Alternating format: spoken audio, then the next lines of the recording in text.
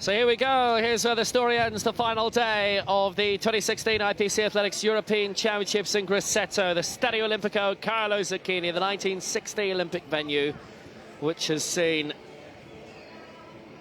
dozens of records, world, European and championship all week, and we're not done yet. Hello again from Will Downing and Rob Hayes as we round off the final session, and 19 more titles to be decided today. There is a bit of a storm brewing here at the Carlo Zucchini Olympic Stadium. It's very humid, it's very muggy, And there's a breeze cooking up here as well, and some ominous looking grey clouds overhead, but hopefully it doesn't cloud the final session of what has been a great championships so far.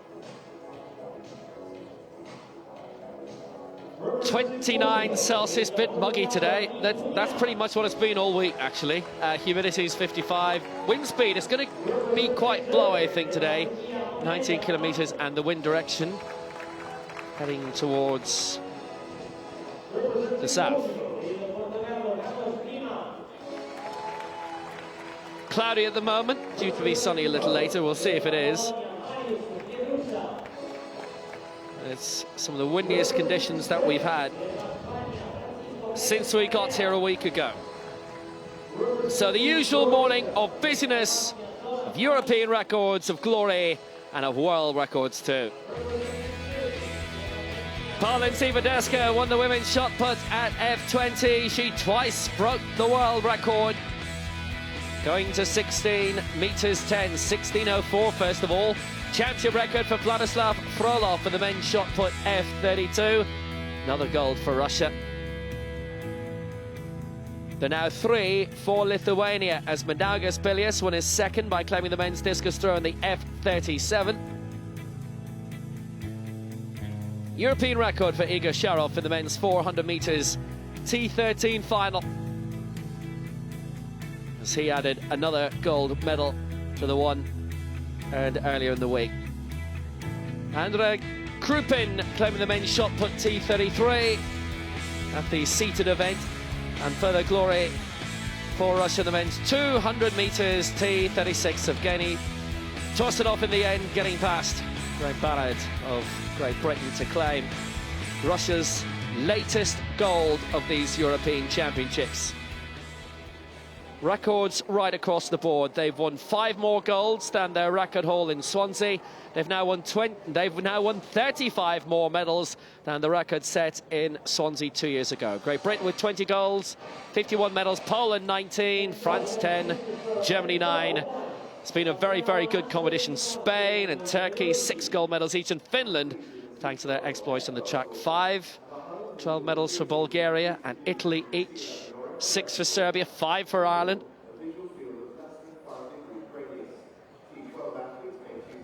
"32 nations have medalled now of the 36 who've come here, including Iceland. Well, this is what we've got coming up for the final session, and as usual we get underway with field event finals. Men's javelin featuring the shot champion Andrea Skuja of Lithuania, Bogacheva, Korokida, massively successful down through the years in the women's javelin F54. Women's 1500 meters final for T54. The chairs always majorly competitive, and we've quite a few relays for you as well today. 4 in a very short period across 40 minutes. Third of the way into the program. 19 titles decided today in that men's 4x4. The 53s, the 54s, the fast chairs to round things off. 11 on the track, 8 in the fields, and there's the first underway in the fields. The men's long jump T20. 7 athletes competing in this one. There they are on your screen. And this is Mohamed Amach, the second man to go. Lenina Kunha has fouled his first round effort. So this is Amach. It's out towards roughly the 5-meter mark for the Turkish athlete. This T20, the intellectual category, first major championship from Mohamed Amach, and it's his first major field final as well.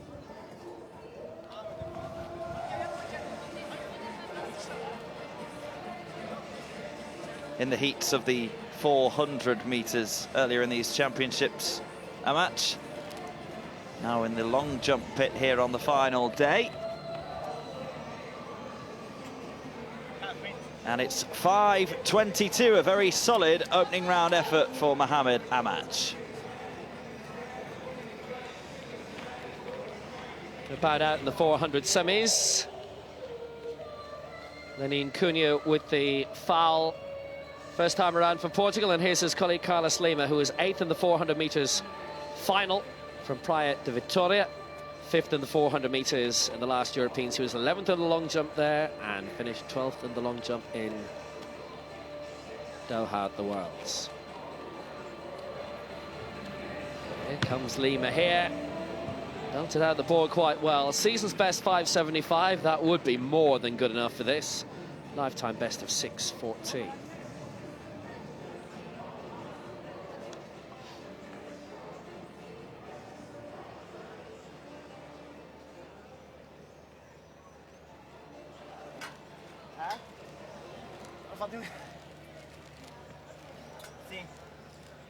Well, that'll beat the lead, surely, by at least half a metre.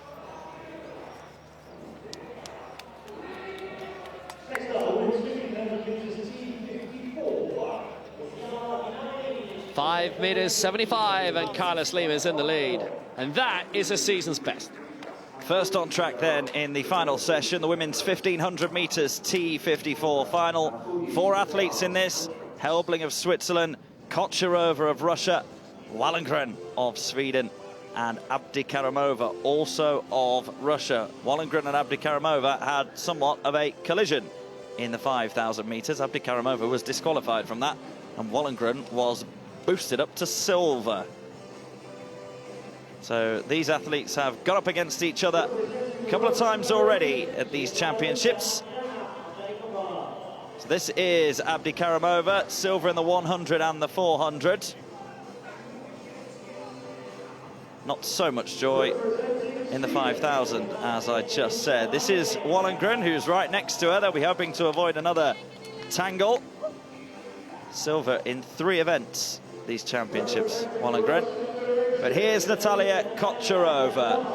4 golds so far here in Grosseto, and a silver as well. She's contributed massively to Russia's huge medal haul here. And that's Alexandra Helbling on the inside. A couple of bronze medals for her. Just 22 years of age. So the women's 1500 metres T54 final. Helbling, Kocherova, Wallengren and Abdikaramova. Away we go then. Wallengren in the yellow strip with the yellow helmet as well. She's going out to the front at the moment.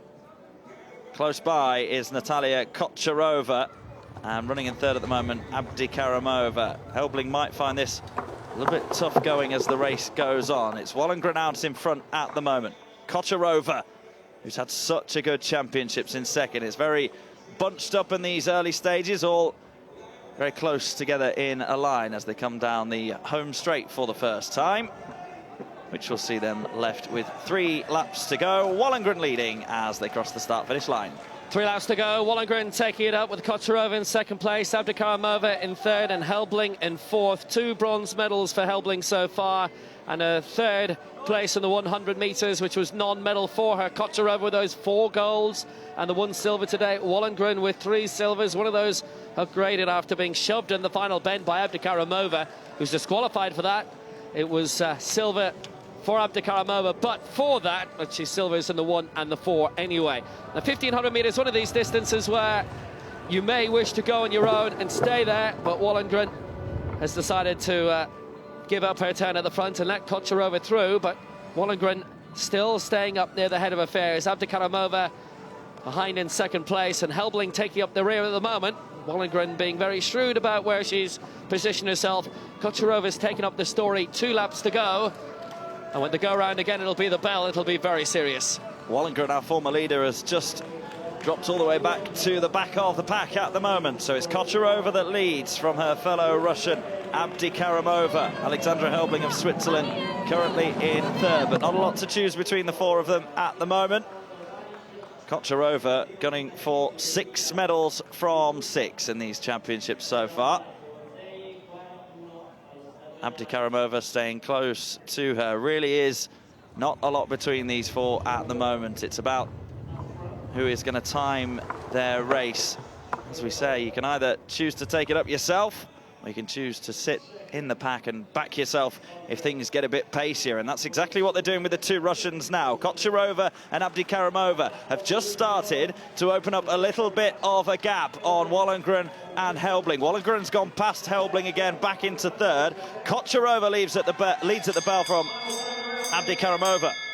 That was the move, and Wollongren was somewhat caught out because she'd positioned herself in last place behind Helbling, and Kocherova and Abdikaramova, with about 500 metres to go, decided to make the move then. So it's 1 and 2 for Russia at the moment. Natalia Kocherova, gold in the 2, the 4, the 8 and the 5,000 metres. Silver in the 1. Abdikaramova with her 2 silver medals. Now about 10 metres behind in second place, and Wollongren really needing to speed up in order to get second at least, and is the goal behind her by this stage. Kocherova, brilliant games for her so far. It's only a second major championships, and at this Europeans, it's surely going to be a 5th gold medal for Natalia Kocherova.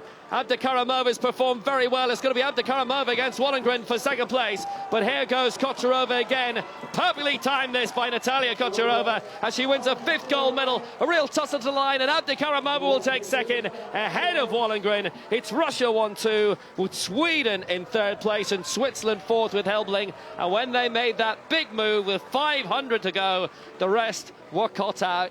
It was tactically brilliant.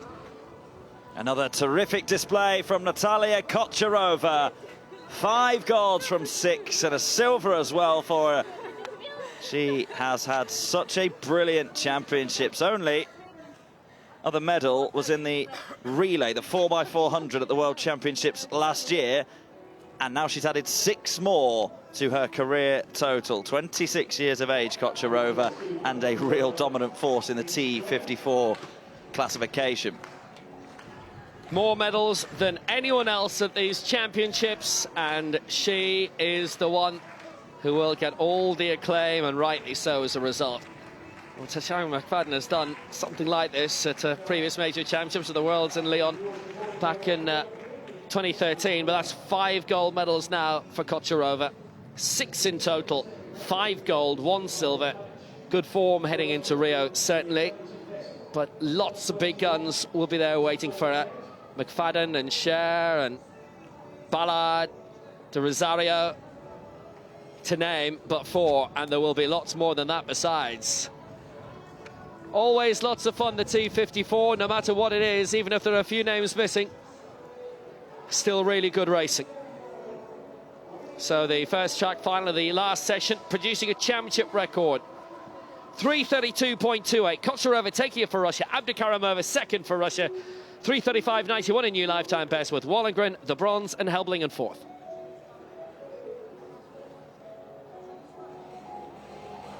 Men's long jump then. This is Marius Pietrucha, his first round effort.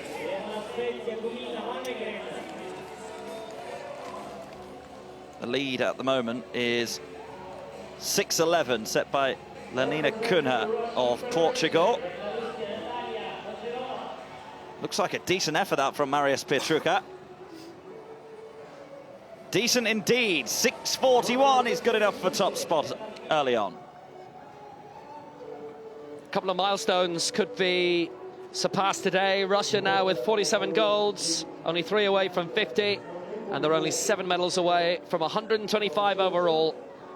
Obviously, neither has been achieved in a championship like this before. Now, we've got discus action as well. Very busy in the field it will be for this final section all the way through, and this is the F12 discus for medium visual impairment. Hector Cabrera Lasser,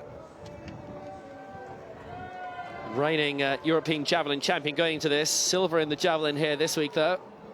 And that's his stronger event. Spain represented by Kim Lopez Gonzalez as well, the reigning European champion, and 43.94 puts him in front.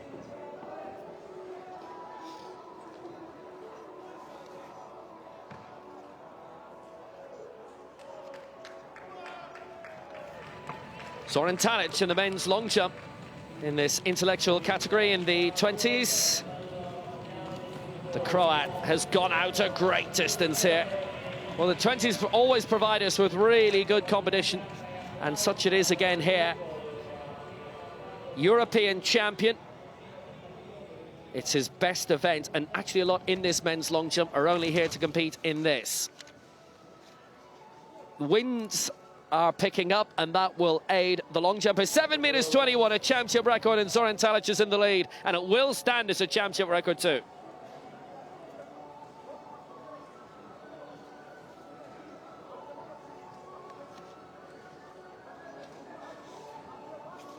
You'll see from the flags, quite blowy today, and somewhat overcast as well.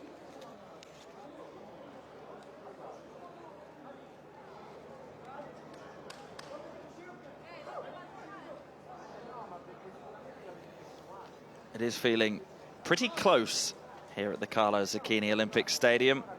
It's been hot and sunny throughout the majority of these championships. It's hot and muggy now. We've got the men's 1500 meters T54 final. We've got 10 athletes in this one, including David Weir of Great Britain, who has 3 golds to his name so far. Some good competitors in there as well. Al Hassan Baldi was silver medalist 2 years ago in Swansea. Seen most of these athletes at some stage during these championships over the various distances.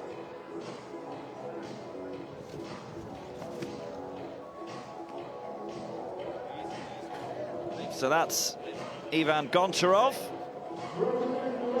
Not managed to medal yet, not quite like his wife Margarita, who has had a great championships. Next to him, Tobias Löscher of Switzerland. 10th in the 5,000 here, 6th in Swansea 2 years ago, has never medalled at a major event at age 37 now. Alexander Ganzai, he's raced 5 times and been out of the medals 5 times, but plenty of good championship experience for him on his debut. Heinz Frey, 58 years of age, bronze medalist in the 800 meters. Terrific competitor, has been winning major medals since 1984. That's Al Hassan Baldi of Germany. Bronze in the 5,000, so he's good over the longer distances. Silver in Swansea 2 years ago, him. Alexei Bichanok has 5 medals in his bag already, but he's missing one that's coloured in gold. Will this be his chance? Julien Cassoli of France. Outside of the medals here in Grosseto so far, but bronze over this distance 2 years ago in Swansea. Ebbe Blichfeld of Denmark, now training in Switzerland. 10 years on the major international circuit now. 7th in the 5,000 meters here in Grosseto. And there's David Weir, 6-time world champion, 6-time Paralympic champion over various distances. Silver over this distance in Doha last year. And this is Cornel Villiger of Switzerland, former police officer, and better in the marathon, you'd have to say, than pretty much any other distance. So it's the men's 1500 meters T54 classification. Villiger, Weir, Blichfeld, Cassoli, Bichanok, Baldi, Frey, Ganzai, Löscher and Goncharov. And away they go. And David Weir starts to move to the front, but as does Julien Cassoli of France. Al Hassan Baldi is in there as well. It's those 3 that are at the front at the moment. Bichanok knocking around the front 3 as well. But it's certainly David Weir and Julien Cassoli, the front 2 men at the moment. The Frenchman in front. Bichanok hovering. Baldi going round in 4th at the moment as well. Heinz Frey is tucked up there on the inside. Julien Cassoli just going through the motions at the moment. The Frenchman desperate to medal in this, as he did in Swansea 2 years ago. Cassoli, Weir, Bichanok, Baldi on the outside. Villiger caught on the inside. The top 5 as they went through with 3 laps to go. 4 of these 10 have won championship medals here this week, but the only golds going to David Weir, the 4, the 8 and the 5. Bichanok with 2 silvers, 3 bronzes, which is great. It's his best haul in the major championships. Bronzes for Baldi and Frey as well. Frey Well, going back to 1984 is impressive enough. There's only one other man competing today who can compete with that. But coming up towards the front, it's Castley who's there. It's Weir alongside. Balde's made some good movement on the outside. Nobody really wanted to take it up exclusively. Nobody wanted to go up and help Castley either. So movement on the outside. Fry holding up, and also the other Swiss, Villager, is there, tough to the back, and right at the back is Goncharov. But he's got himself in a good position. Balde on the outside, Weir in the middle, Castley on the inside with 2 to go. 2 laps to go. Balde still having to work very hard out. Cross between lane 2 and 3 at the moment. Casoli on the inside. Balde will be desperate to get round and get to the front of the pack. That's what he's trying to do now. Casoli still in second. David Weir occupying the bronze medal position at the moment, but we know what strength he's got. Making a big move around the outside is Heinz Fry now, the bronze medalist in 800 meters, and he's really motoring down the back straight. Heinz Fry is trying to take this on for Switzerland. Casoli still on the inside. Balde trapped between the two at the moment. Weir has dropped back a little bit. Bichenok's in there as well for Russia. Casoli and Balde side by side. They lead at the moment. Bichenok and Fry just behind them. David Weir's going to have to come back around the outside as they cross the start-finish line. Look at this. It's Balde who just took it, but Weir's on the inside. And now here comes the movement. David Weir working hard. Castley is there as well. Castley's fighting, and Castley has made the move on the inside. Weir still on the outside. Balde stuck in the middle. So when the bell went, Balde made his move, but now Weir is where he wants to be on the outside. With 200 to go, it's always fun in the T54, so we're having it again here. It's Balde against Weir. Balde on the inside, Weir on the outside. Bichenok's made a move just behind him. Castley stuck on the inside as well. Weir's shot towards the goal, but Bichenok, is it going to be his moment? It will be Weir again. Weir's got it in by the width of a tire. Ahead of Bichenok with Balde in third, Castley 4, Gansai in 5th place. In 6th looked to be Goncharov, but David Weir has done it again by the tightest possible margin. It's his 4th European title of the week, but he had to fight the hardest for that. 6 medals for Bichenok, still none of them gold, but he won't get much closer than that. 3/100ths of a second is the unofficial time difference between David Weir and Alexei Bichenok. What a brave and valiant effort from the Russian, who has not managed to get on the top step of the podium at these championships. Weir was making the move around the outside of Balde. Balde was on the inside in a good position, and it was a really good race for the German, who had a bronze in the 5,000 earlier on in the championships. This is where Weir started to power away, but keep an eye on Bichenok, because this was a really, really good effort in the final 50. Every single push of the wheels, he was closing the gap, and that's how tight it was. David Weir by 3/100ths of a second. 3:18.50, still the unofficial time, but Balde, well, he just marginally took the battle. He's a really good racer, Balde. Bronze in the 5,000 metres, but just look at these men go. And you think about the names that aren't here, the Hoogs and the Van Weagels of this world, and all of the Thais who impressed so much at Doha. But this is great racing all the way through, and Weir is there again. And the reaction of Bichenok, I'm not sure if it's delight or fury.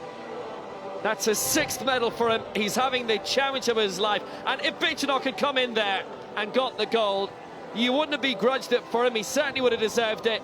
Weir deserves his success as well. Balde 3rd, Castley 4th, Gansai 5th.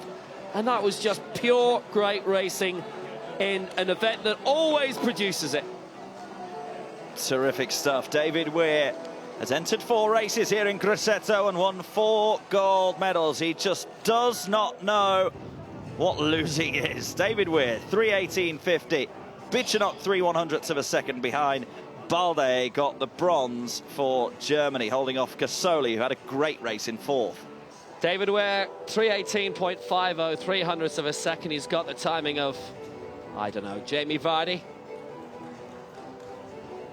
Page 2 and Fry. Very, very laudable performance from him in 9th place. He's had a very laudable career as well.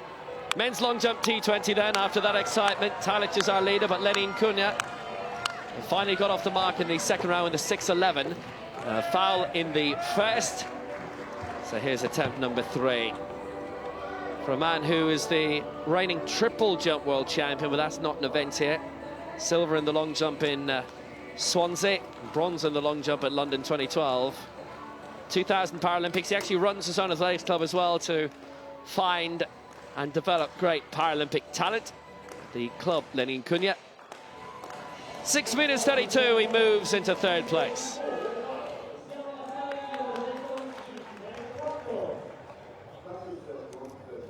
More racing to come for you now. It's the men's 800 metres T34 final. Isaac Towers of Great Britain, Ben Rowlings of Great Britain, the 2 Mani brothers of Finland, and right in the middle, Sébastien Maubre of France, who has 2 silver medals at these championships already. Well, everybody in this field has won a medal here in Grosseto, apart from Thomas Mani, who has had to watch his older brother Henry defend his 100, 200 and 400 crowns. So this is Isaac Towers, 17 years of age, silver in the 400 and bronze in the 200. And he got silver in this event 2 years ago. That's Thomas Mani, the younger of the 2 Mani brothers, just 19. Just outside the medals in this event 2 years ago, yet to win a major medal. Sébastien Maubre of France has been dethroned somewhat by Henry Mani this year. Got 4 golds at the European Championships 2 years ago. This is the man that's taken them all off him. Sorry, that is the man that won 4 golds in Swansea 2 years ago, Henry Mani. Defended 3 of those 4 titles. Can he make it 4 from 4? And then there's Ben Rowlings. 2 bronzes here in Grosseto.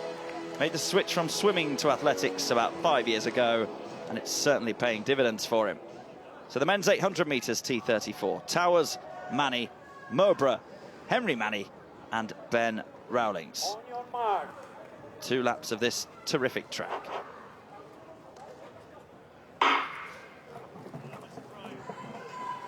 And away they go, and let's keep an eye on the start that Henry Mani makes. He's already made up ground on Rowlings. Sébastien Maubre going well for France as well on the first bend.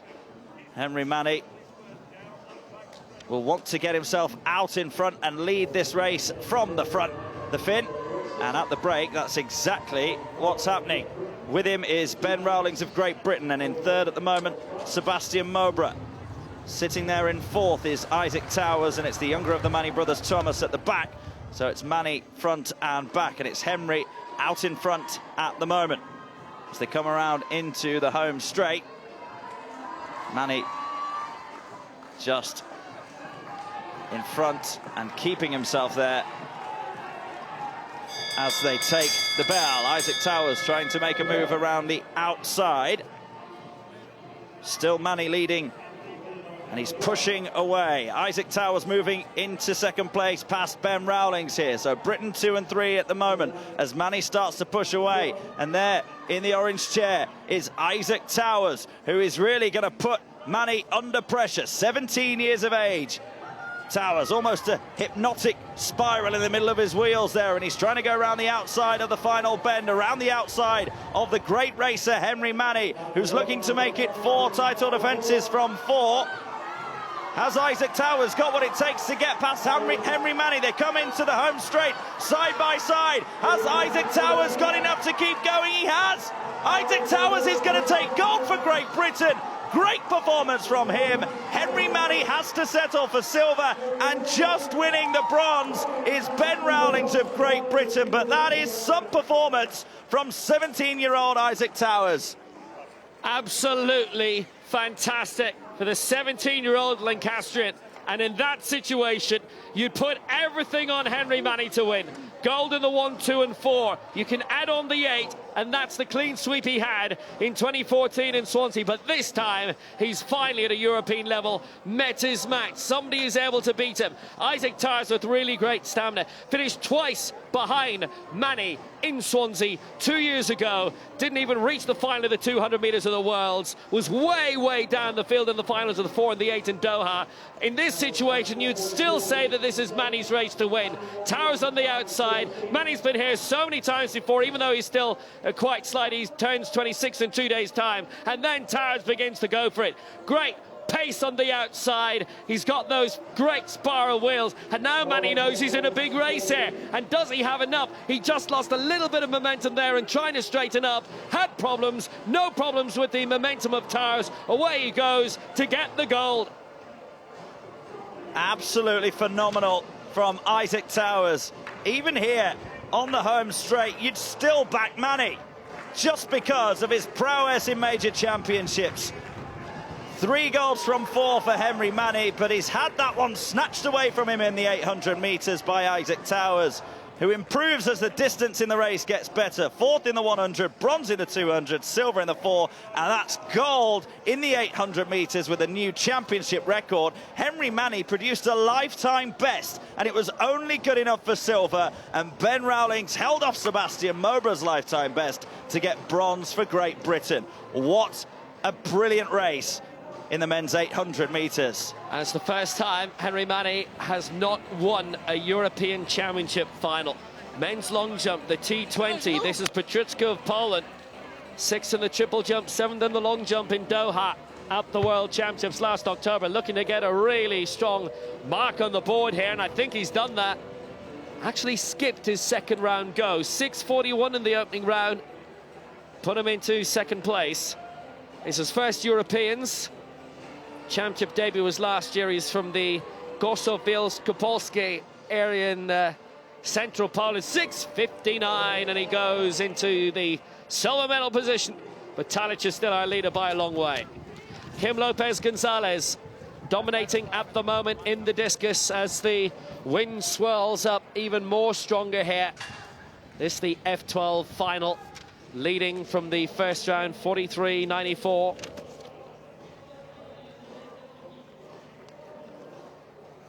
Former world champion, reigning European champion, won both the discus and the shot in Swansea, and looking to emulate here, having won the shot earlier in the week. And that's a good way of going about it, I think. That'll improve his lead, 44.25, and he leads by just about a metre over Vitecki.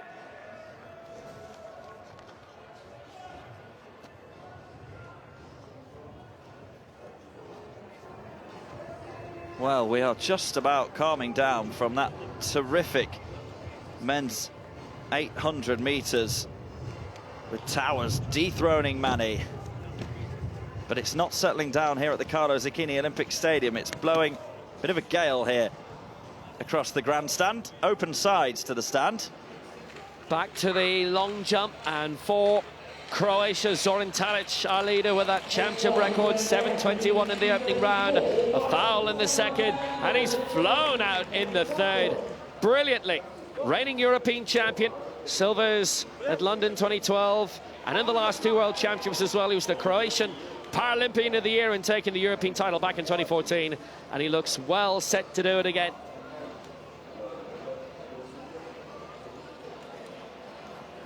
$7.36 m, and he leads by 80 centimetres now, or thereabouts.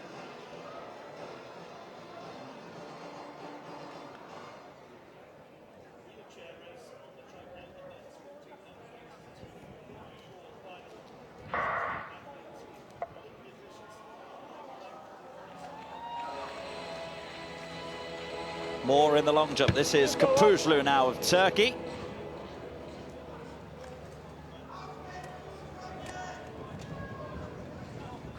This is the T20 final. And it's a foul in the third round, so 5.87, his best. He remains in 4th place. Weather not quite inclement, but there is a threat. So now the women's 4x100 metres, T11 to 13. This is for athletes of various visual distraction. Russia against Spain directly. No medals involved in this, just the honour. 2 of the Russian athletes need guides, and 1 for Spain. Spain have put in 1 T11, and the rest are T12s. Russia have 1 T11, 2 T12s, and a T13.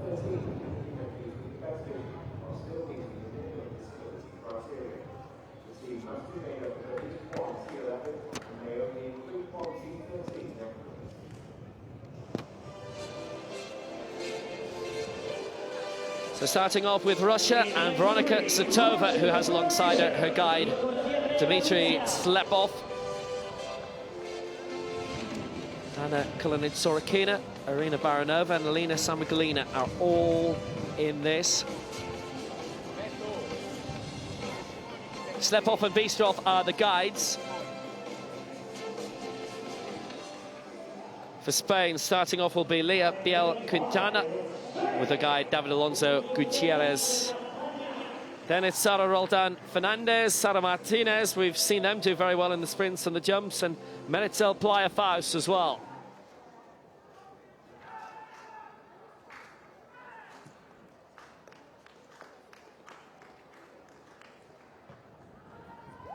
Strong squads for both. 4 by 100 meters, T11 to 13. The guides have the batons, you'll see. In the case of the T12s who need guides, Zatova is T12. Obviously, if they wish to go with a guide, they can. And the T11s was mandatory. So Veronika Zatova for Russia to start, Leah Biel-Quintana for Spain.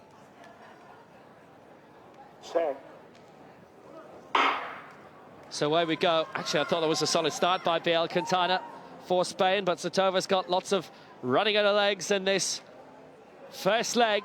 Dmitry Slepov is a guide, and now they'll pass it over. Kulinitz-Sorokina, very, very good, solid athlete for Russia. Spain didn't quite get that.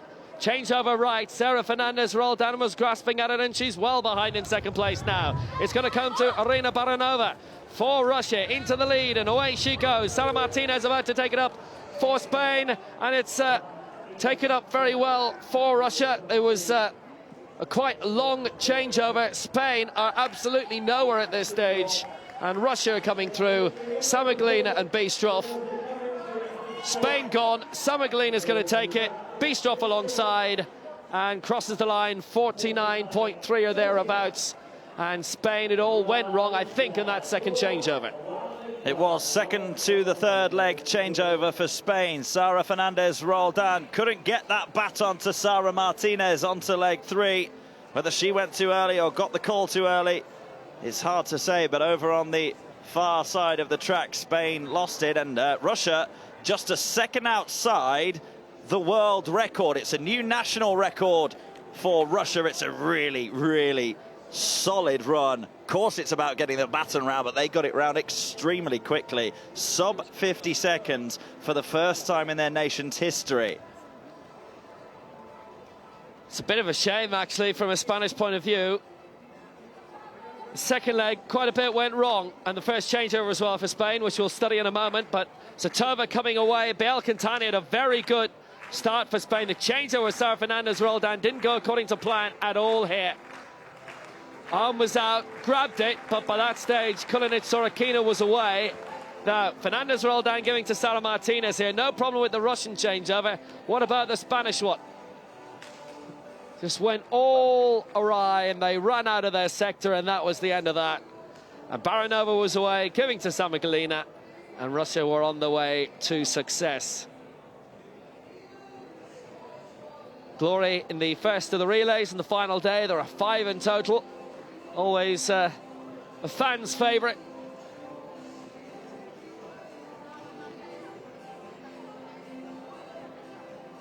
So victory for Russia, 49-49, and Spain did not finish.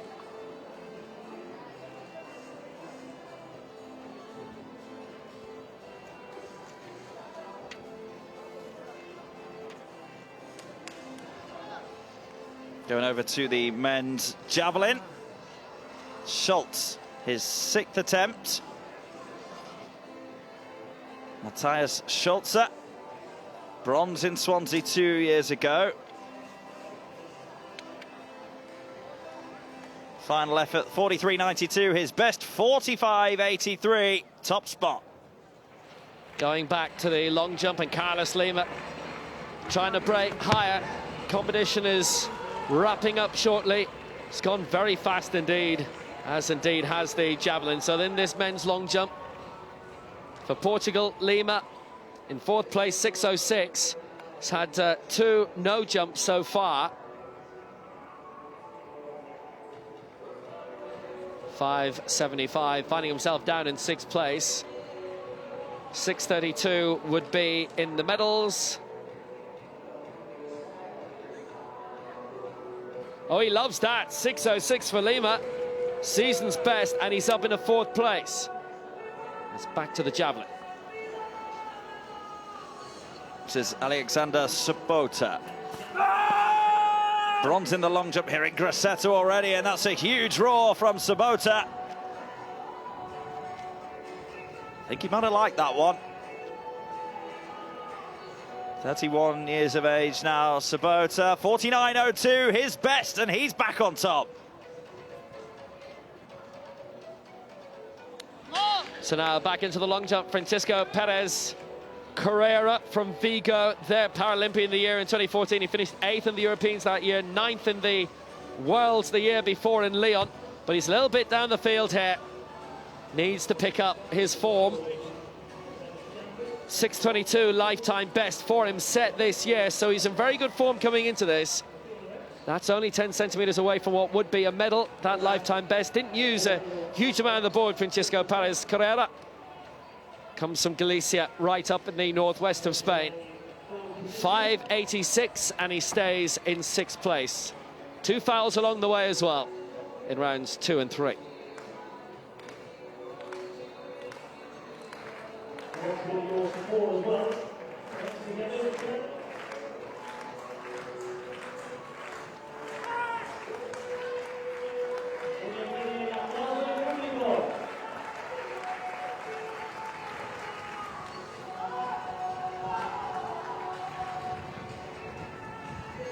Very much unlike what we've had all week. It was a little blowy on the opening day and Saturday, but since then, sunshine all the way.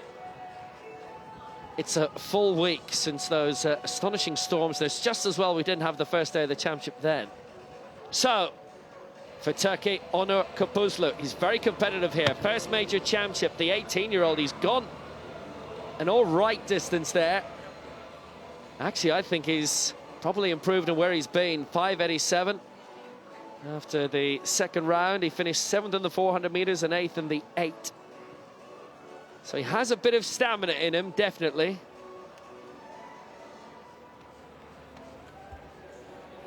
He's already improved twice already, and now 3 times on his lifetime best in the one afternoon.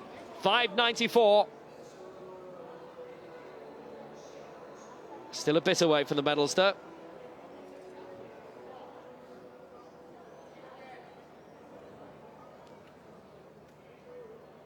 Portuguese cohort in the crowd, ready and waiting for the 4x100 metres coming up very soon. Talic for Croatia. Very successful athlete in terms of the long jump in the T20, and he concentrates on this ahead of any other event. He's never competed in any championship in any other event. He's never been in the triple jump, never tried the track. It's always been the long jump for him.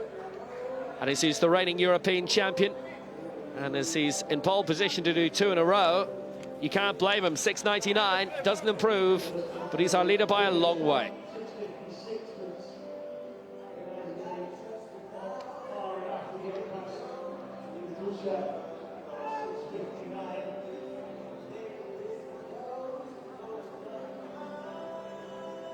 Fifth attempt for Mohamed Amac of Turkey, who's down in 7th.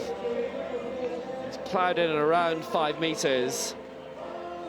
First major championship, he's 21 years old, went out in the semi-finals of the 400 metres. Oh, he didn't use the board at all. He gave around 25 centimetres there. And maybe left Taru if it's solid. Oh, it's 5.03, but he stays in 7th. Wouldn't have improved anyway. 5.28 is best.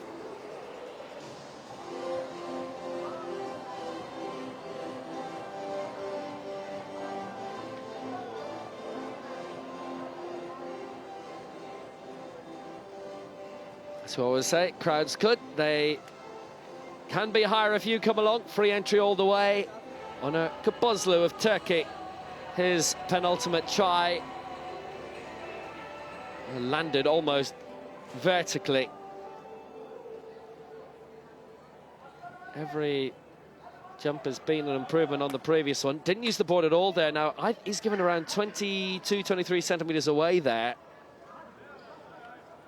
That is 6 metres dead.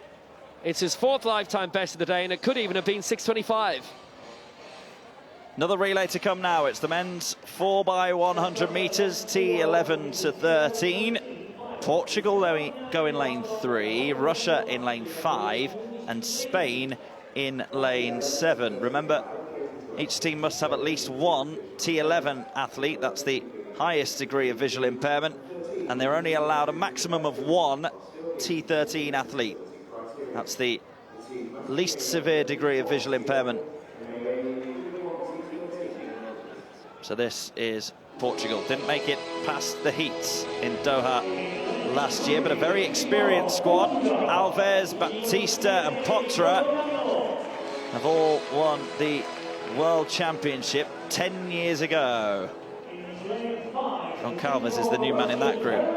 Russia, the reigning world champions, the reigning Paralympic champions, the reigning European champions. They are pretty handy in the men's 4x1. And Spain, bronze in Swansea 2 years ago, bronze in Doha last year, but only 2 of the 4 members of their team were in that squad, Pareja Mata and Muñoz Martinez. They didn't get the baton round in London 2012, Spain. On your mark. So it's the men's 4x100 metres, T11 to T13. Portugal in lane 3, Russia the hot favourites in lane 5, and Spain going in lane 7. 2 medals up for grabs here, gold and silver only. Nothing for 3rd place. Set. And away they go, and already it's a strong start for Fedor Trikalic. He's making up some ground on Cantero Lopez on his outside, and Russia are in front from the go. Trikalic hands over to Alexei Labzin. And Labzin powering away down the back straight ahead of Cantero Lopez, who occupies 2nd for Spain at the moment. Portugal going round in 3rd place. It's another clean changeover for Russia. This time it's Artem Loganov who takes it around the top bend. Spain and Portugal are both around as well. It's the final change for Russia. Can they get it right? Yes, they can. Bringing it home for Russia is Andrei Koptev. Miles away. Portugal have made up some ground here on Spain, but Russia are going to come through. Watch the clock, 42.74. Portugal just about getting silver. A great final leg from Gabriel Potra to hold off Juan Muñoz Martinez. So it's gold for Russia and silver for Portugal. 42.74 for Russia, not too far away from their national record. A very good victory it was for Russia, 42.74, but Spain got that final changeover wrong. Martin Pareco Mata was there, his guide Timoteus Ortiz trying to find Juan Muñoz Martinez quite cleanly and not really able to do so. That opened the door for Portugal when Goncalves found Potra. But getting away very well at the start was Fedor Trikalic. He's been here so many times before at so many major championships. And remember, they perennially have the relay champions no matter what the event. There was a slight problem with the changeover between Trikalic and Labzin there. It just got stuck, but Labzin able to take it away, bring it up to Loganov in 1st place. Nothing wrong with the Spanish changeover here either, as Cano Blanco found Martin Pareco Mata with his guide Timoteus Ortiz. And remember, it's the guides who hold the baton in this situation. Perfect Russia. Now look at the Spanish one here. Big problems, 3 attempts to get it in the end to Juan Muñoz Martinez.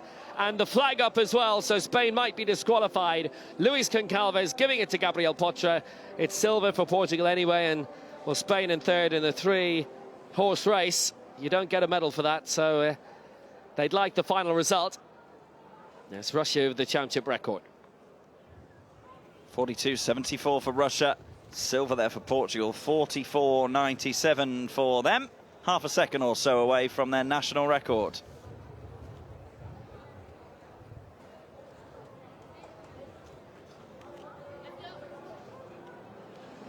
To the first medal ceremony of the final session here in the 2016 IPC Athletics European Championships. The men's shot put F33, won by Russia, Alexander Krupin.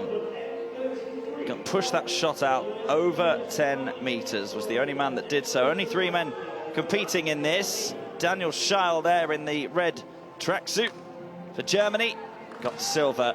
He was 2 centimeters ahead of Evgeny Malik, the Russian, who finished in 3rd but doesn't get a medal when there's only 3 athletes in the field. So Daniel Scheil on the podium thanks to a 2 centimeter difference.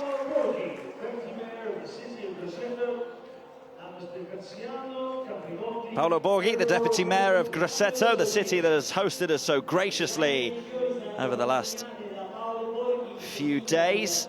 Graziano Campinotti, the territorial president of the Handball Association, also there as well to present the first medal of this final session. Daniel Scheil of Germany. Great throw from him. Great for him to be on the podium for Germany, who've had a very strong European Championships. And that's a silver to add to their collection.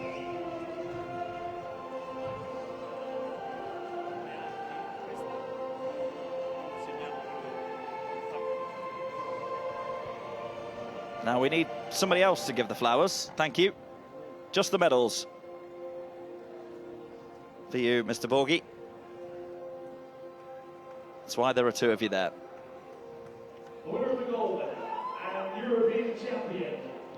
Gold medalist then, Alexander Krupin. His compatriot Evgeny Malik was the favourite for this as the world record holder, the reigning world and European champion. But it's another Russian, Alexander Krupin, that's on top of the podium. 10 meters and 6, the winning distance. And it's more gold and more glory for Russia in the men's shot put F33.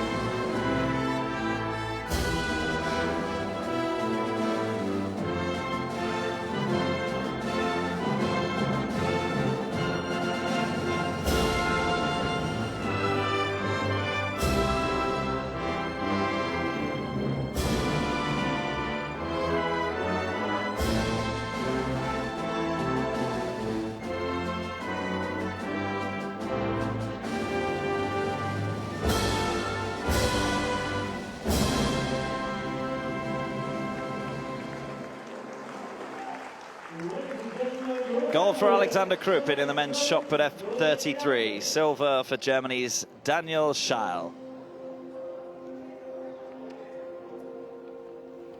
Back to the men's discus and Marek Witecki of Poland. 4 early field events here. Witecki in a good position of strength right now. He's in the medals, but how high can he go? Discus has been his better discipline. Silver in the discus at the last Europeans in Swansea, bronze in the javelin there, and bronze in the discus at the Worlds in Doha. Second place, 43.83, and that's his best. He's only half a metre away from Kim Lopez-Gonzalez. Next medal ceremony is the women's shot put F20 final. Good field in this. 9 athletes competing. A couple of lifetime bests in there as well, really bringing out the best on the big stage here in Europe, but it was won by Eva Durska with a new world record. A phenomenal attempt. The world record was set by the IPC at 13.92, this being a relatively new event in these championships. And Eva Durska said to the IPC, you should have set it over 14 meters. That's exactly what she managed. Bronze medal for Portugal. Inês Fernandes, a lifetime best for her. You can't do much more than that in a major championships. She produced her best when it mattered, and that's what gets her on the podium for a bronze medal.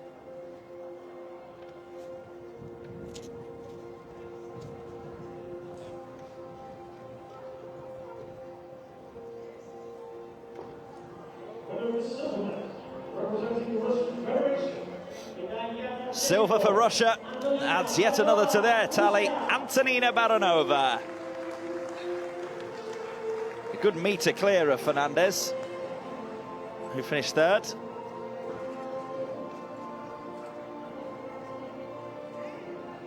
Had such a good championships here, Russia. Their best ever, and the best ever in the history of this particular event, the European Championships.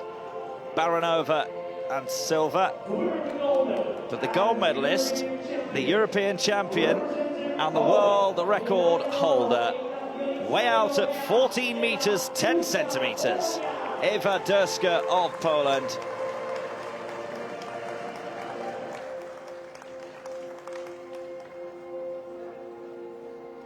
(39 years of age), and on top of the podium for Poland. She certainly wants to beat in this competition. She's the European champion, Eva Durska of the women's shot put F20.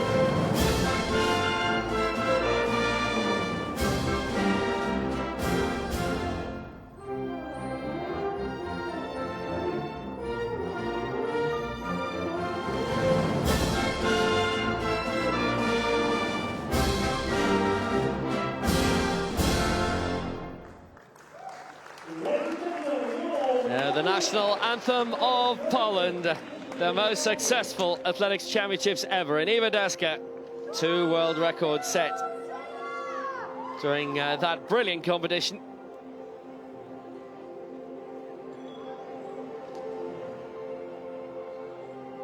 Men's discus, we're into round 5. Kim Lopez-Gonzalez.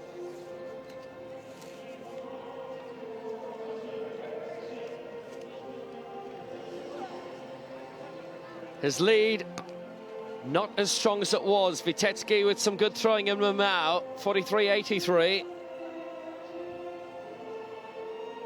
As we saw a few minutes ago. Lopez-Gonzalez, 44.18, very close to his best, but doesn't improve, and that lead is still tight. So we go back to the long jump. Lenina Kuna, attempt number 5, 6.32 for him, just outside the medals at the moment, needs 27 centimeters or so. What's he got? Lenina Kuna of Portugal. It's a decent effort again. He's well out past his season's best already in this competition. 6.54 is the best he's done so far this season. Let's have a look. Absolutely perfect on the board. The 33-year-old. Can't say much better than that. Did he get enough lift off? 6.56 it is, and it puts him into bronze medal position.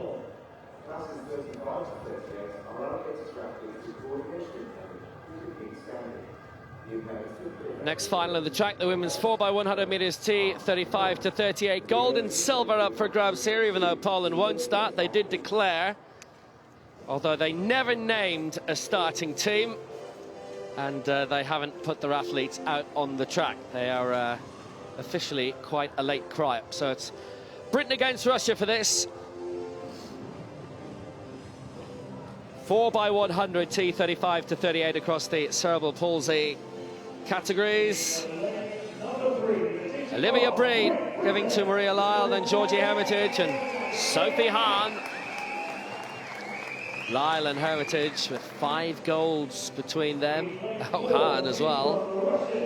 Russia, Lena Ivanova, Svetlana Sergeyeva, Anna Sapoznikova, Margarita Goncharova. 4 for Russia.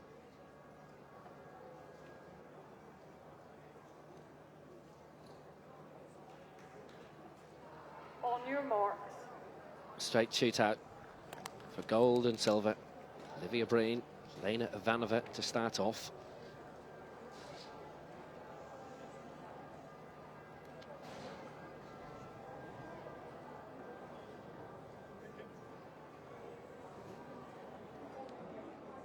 Set. So away the first time of asking. Ivanova very well for Russia, and there's a real buoyant atmosphere inside the stadium. It's Ivanova leading the way for Russia. Breen taking it up for Britain as well. Good even start between these two. It's Lyle will take it up for Britain and Sergeyeva for Russia, and they both got the changeover very well. And Lyle, so impressive, so fast. Look at her go, and it's going to be Lyle giving it to Hermitage, who's been fantastically successful with 3 golds so far this week and 2 world records. She's got away with it. Hermitage away. Sapoznikova taking it up for Russia. It'll be Goncharova in the final leg. Hermitage flying away. She's got Hahn with her now. All those gold medals between these 4 for Britain. There's the final changeover. Hahn is away ahead of Goncharova for Russia. This is going to be very fast indeed. Look at the clock, 52.22, the world record, and it's gone. It's been smashed. 52.22 is out of the record books. 51.63 is a new world record for Great Britain. Breen, Lyle, Hermitage and Hahn. How about that for a squad? All that success between those 4 here and in their respective careers. Lyle taking things up, and Breen was, despite the excellent start by Ivanova, Breen was up with her every step of the way. Then Lyle took over. A spectacular running from Lyle over on the far side in the second leg, and Britain just didn't look back from there.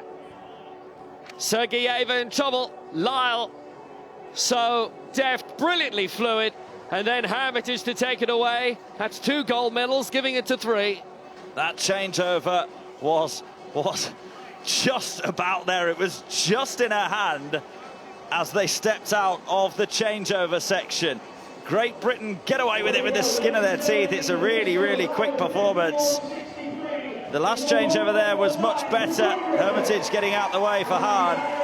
But leg 2 to 3 put Britain right on the brink of disqualification, but they came through in a new world record. What a display. I didn't think there were any flags, so they should be all right. And Hahn in that closing straight, well clear of Goncharova. 51.63. That is a brilliant world record for Great Britain.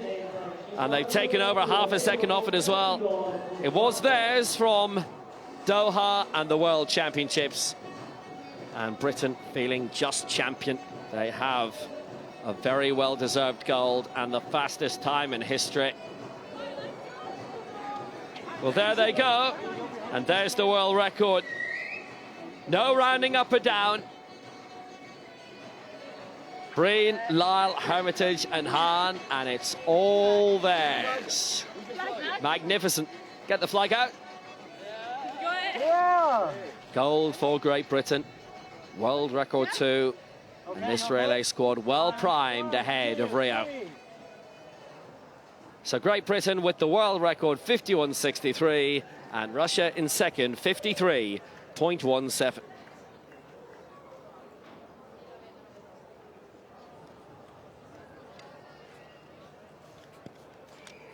Back to the long jump. Lenina Kuna Third at the moment, 6:56, needs just 4 centimetres to bump himself up from bronze. What's he got left in the legs in the final jump? Kuna.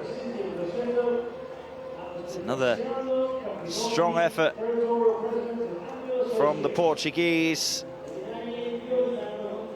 That's all he can do now. Again, he was really, really good on the board. Currently in bronze medal position.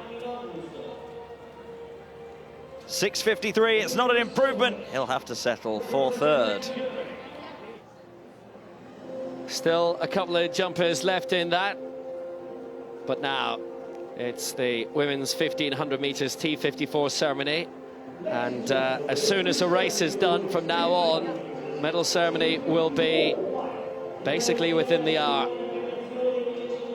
Catch up by the end. Well, what a champion we have coming out here. This is the category which, because of the multi-talented nature of the athletes, the distances that they can put in, they can win a lot of medals. And in the case of Natalia Kocherova, she has. For Wallengren, it'll be a 4th medal. For Helbling, could have been a 3rd. Abdikaramova will pick up a 3rd medal, and Kocherova is 6th.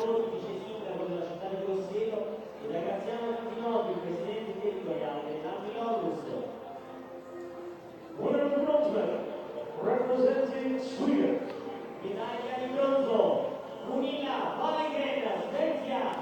Her most successful championships ever, even though she hasn't picked up a gold, but in terms of medals, it's the most she's picked up. 4 in this, 400, 800, 1500 now, and 5000. European champion once back in Stadskanal in 2012. Stadskanal and Assen have staged a couple of major IPC championships in their time, separated by 30 kilometers near Groningen.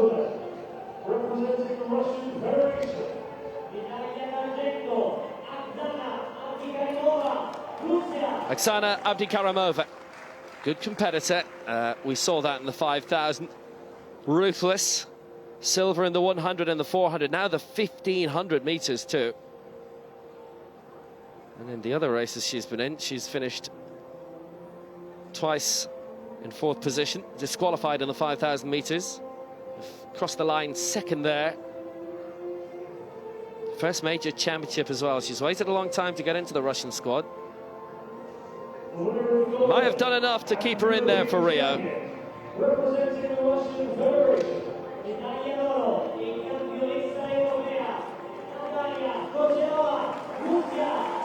Very successful time for Natalia Kocherova. Her 5th gold medal of the competition. Over 200, 400, 800, 5,000, and now 1,500 meters. Silver in the 1. Perhaps the distance was too short for her. 2 years since her athletics debut, and obviously very good as well in cross-country skiing. She's a world champion in that. The most recent world championships, some bronze in the biathlon, was 5th in Sochi. Natalia Kocherova primed well on the road to Rio, and it's gold for Russia.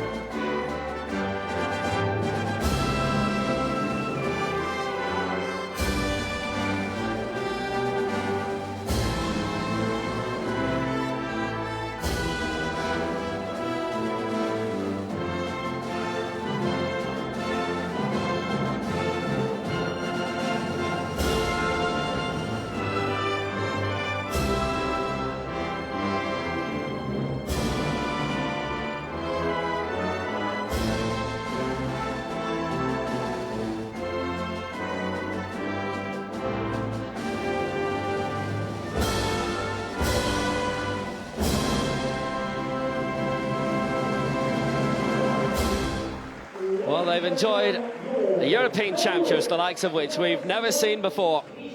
Kocherova and Abdukarimova, gold and silver, and Mulligan, the bronze. This is the men's discus. Marek Witecki of Poland.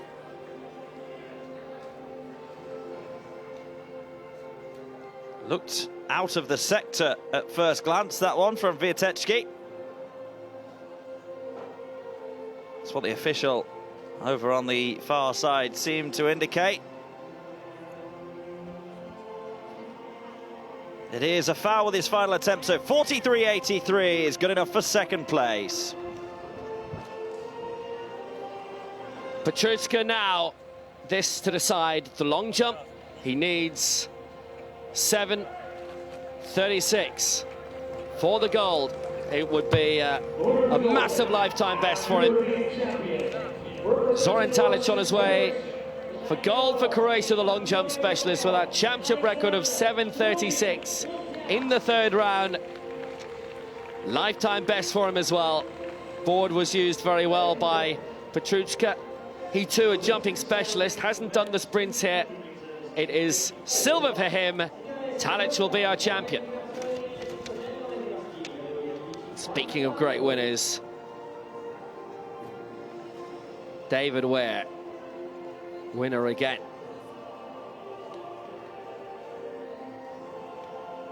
Another terrific contest, this one. David Weir won it by 3/100ths of a second from Alexei Bichenok.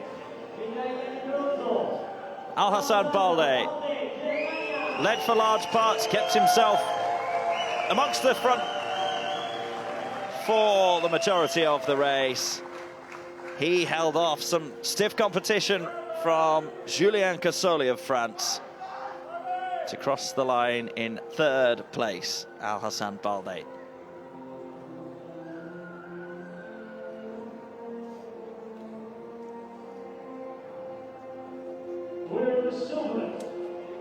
Alexei Bichenok has won plenty of medals here in Grosseto, but none of them gold. He is unlikely in the rest of his para-athletics career to come any closer. 3:18.53 he stopped the clock at, but David Weir was 3/100ths of a second quicker.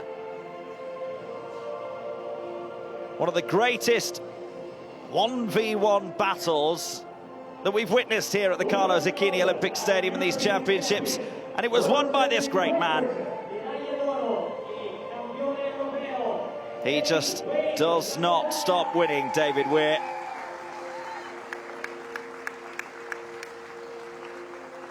Such great strength and determination to hold off Bichenok right at the end. 4 golds from 4 for David Weir here in Grosseto. Still a relay to come as well. David Weir is the European champion. Once again, he gets God Save the Queen played here at Grosseto.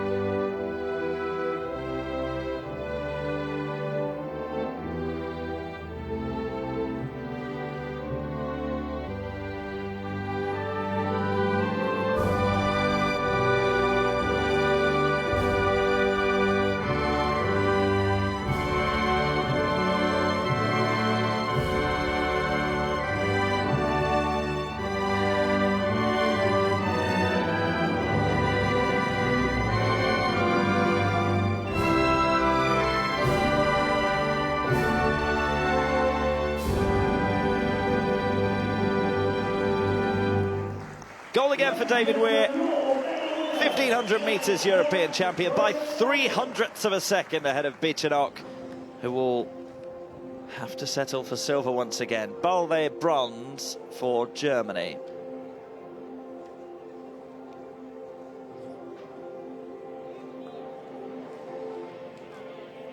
Men's discus, Kim Lopez Gonzalez currently in top spot. This is last attempt.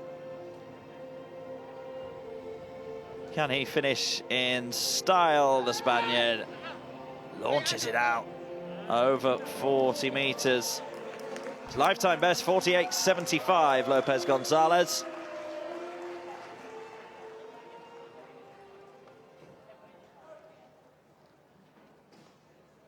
$42.99 that, but 44.25 is good enough for top spot for Kim Lopez Gonzalez. He's the European champion in the men's discus F12. Here's confirmation then, 44.25. Silver for Viatechki and a lifetime best for Cabrera Latte of Spain, who gets bronze.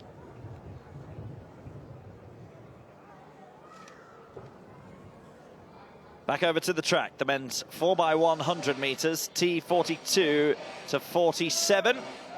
4 nations in this one, Russia, Turkey, Germany and Italy. 4 nations doing battle for 3 medals.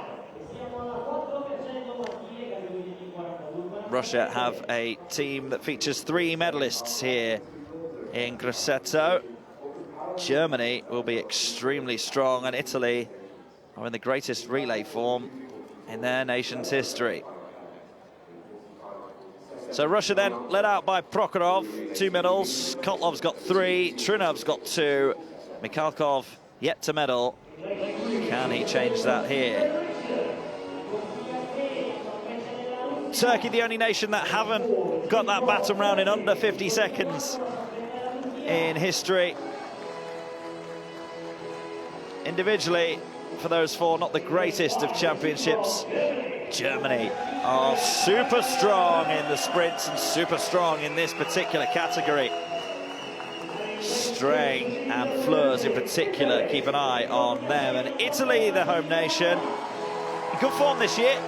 National record set this year, 47.99. They're led out by Roberto La Barbera.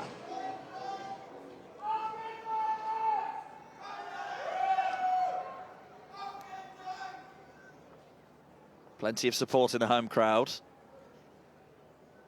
Plenty of vocal support for Germany as well. So it's the men's 4x100 meters, T42 to 47 relay final. Russia in 3, Turkey in 4, Germany in 5, Italy in lane 6. Set.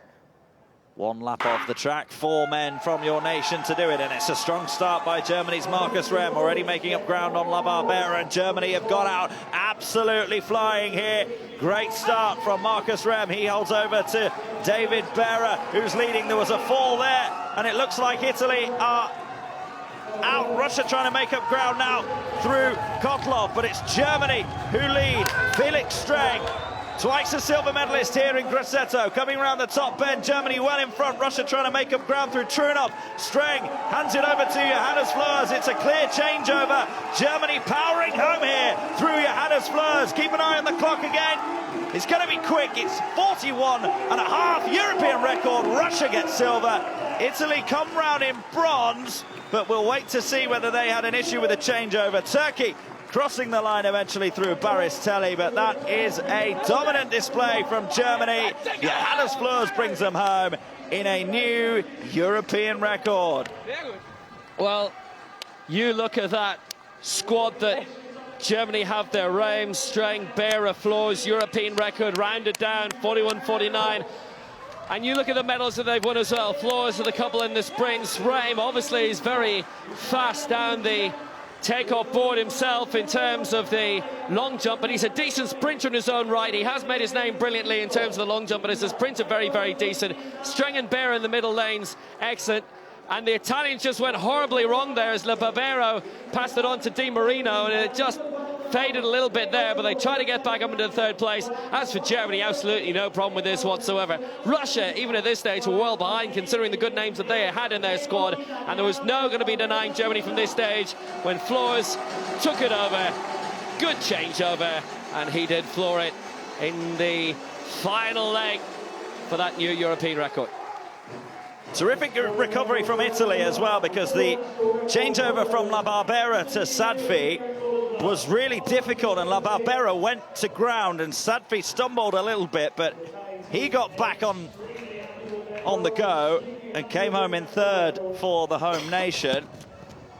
And we think at first glance that it was all okay, and they did really well to keep going. Here are the German celebrations. Markus Ramm, David Behrer, Felix Streng and Johannes Fleurs have a new European record, 41-49. Russia with the silver. Italy did come round and did get bronze. Obviously, that'll all be studied on tape and ratified later, but they should be okay.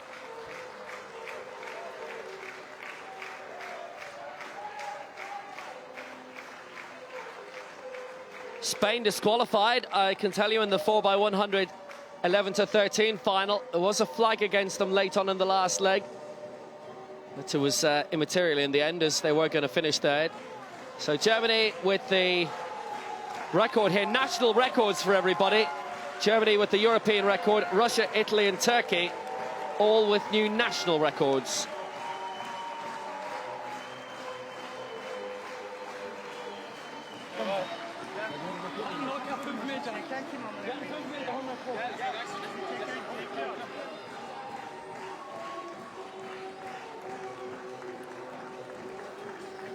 Time for some more medals here in the Carlo Zucchini Olympic Stadium. And what an unbelievable race this was, and what an unbelievable performance by Great Britain's Isaac Towers. It was the men's 800 metres T34 final. Henry Mani of Finland, the defending champion over 100, 200 and 400 metres, had come here to Grosseto and defended all three of those. He was the defending champion in the 800 metres as well, but he had that title stripped off him by a brilliant display from Isaac Towers. And here they come, right at the front there. Ben Rowling's got bronze for Great Britain as well. A really strong finish from him to hold off the more experienced Frenchman Sébastien Maubre. But Isaac Towers, the teenager, and he has dethroned one of the great European champions.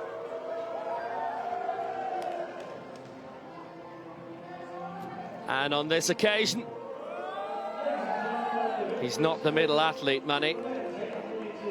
Astonishing finish by Towers, especially for someone so young against someone so experienced who's enjoyed the successes that Henry Mani has.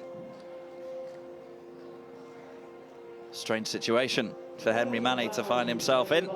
This is Ben Rowlings.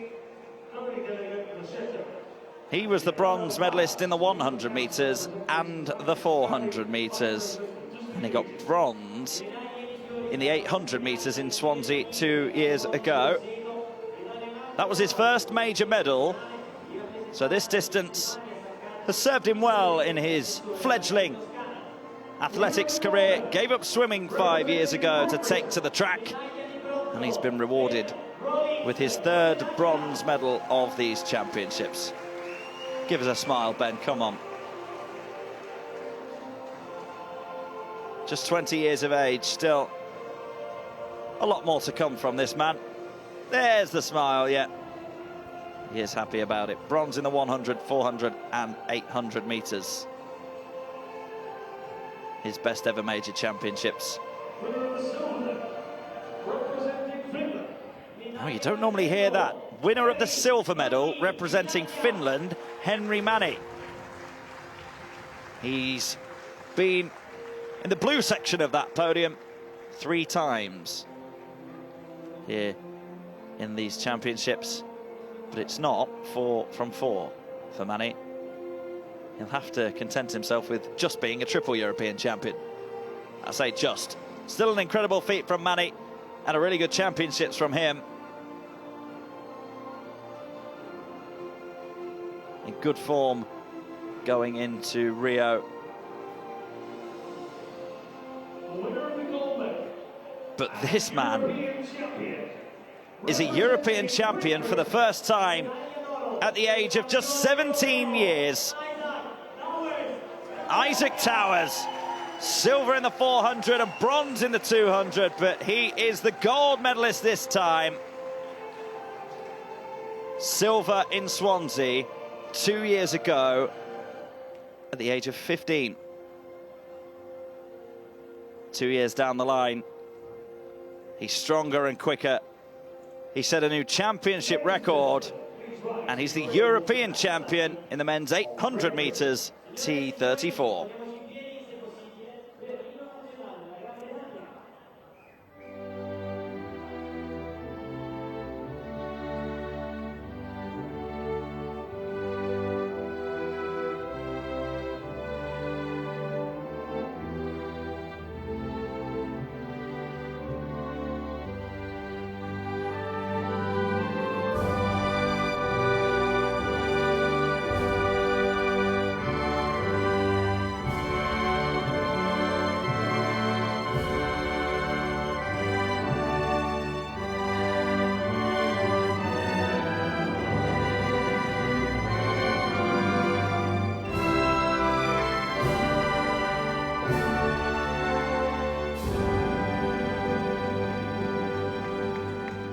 Gold for Great Britain, gold for 17-year-old Isaac Towers. Silver is all that Henry Manny could manage after a championship record performance from Towers. Ben Rowlings gets bronze for Great Britain as well.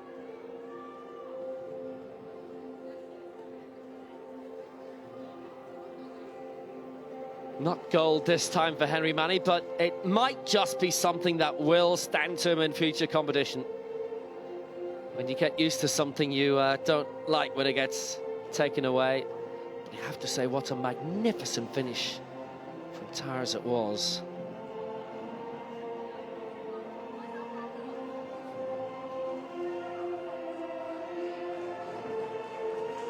Very, very impressive finish. And let's finish the men's long jump. Zoran Talic, last to go. He's won the gold here for Croatia in what's been a very good week for them. It's their fourth gold here. And Talic, 7:21 in the first round, 7:36 in the third. New championship records. 7:36 would have been a world record had it not been for the win reading of plus 2.6. So championship record instead. Again, that went out around 7 meters. 7 meters 16, and Zoran Talic is the European champion. For the second time, he's successfully defended his crown from Swansea. Of course, at 7:21,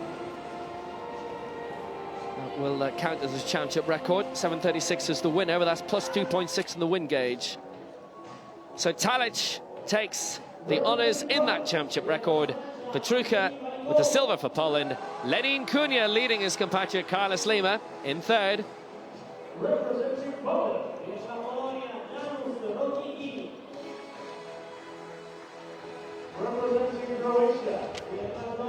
Somewhat blustery today.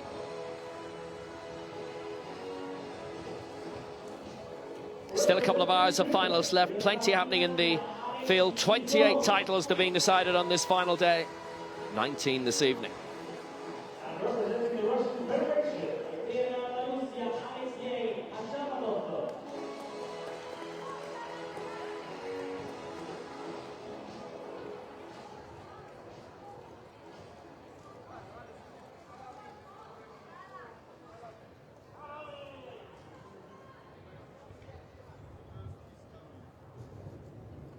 So the men's javelin F46 gold to Alexander Zabota of Belarus. Men's long jump T20, as you've seen, Zoran Talic of Croatia taking the honours there. Men's discus, Kim Lopez Gonzalez of Spain, finishing ahead of Marek Bitecki of Poland. The early field action here. There's going to be some women's javelin as well, the F56, men's shot put F57. Marcelin Walika returning at that. Women's shot put F37. Eva Berner, the Czech Republic, the reigning European champion. And the women's long jump T20.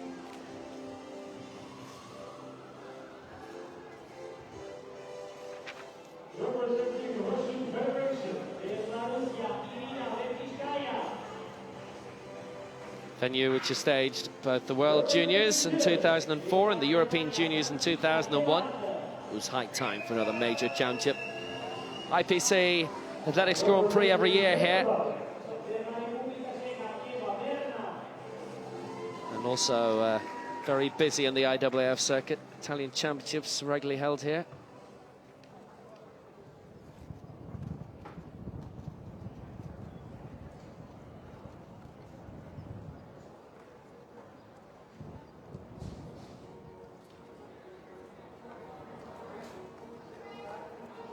Good crowd as usual here. It's quite gratifying to see the crowds that we've had here in Grosseto all week.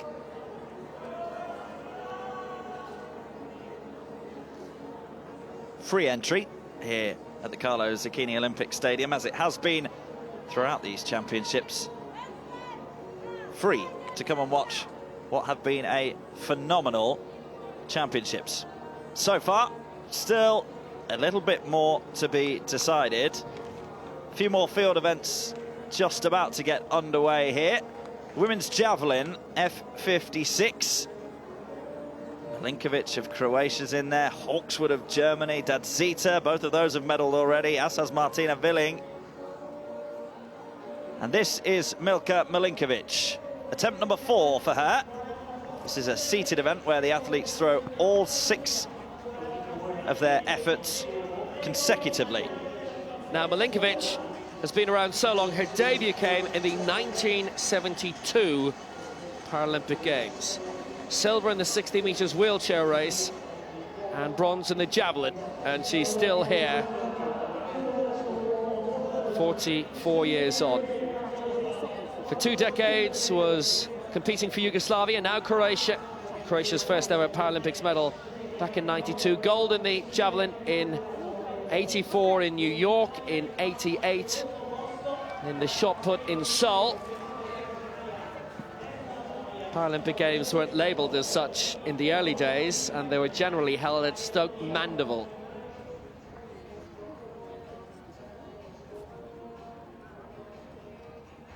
And she's still here, still looking for more medals.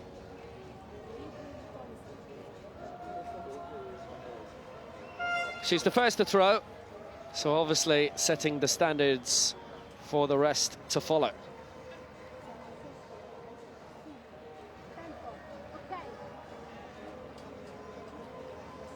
So Milinkovic, her 6th and final attempt. It's interesting how she addresses the javelin at first before hurling it out.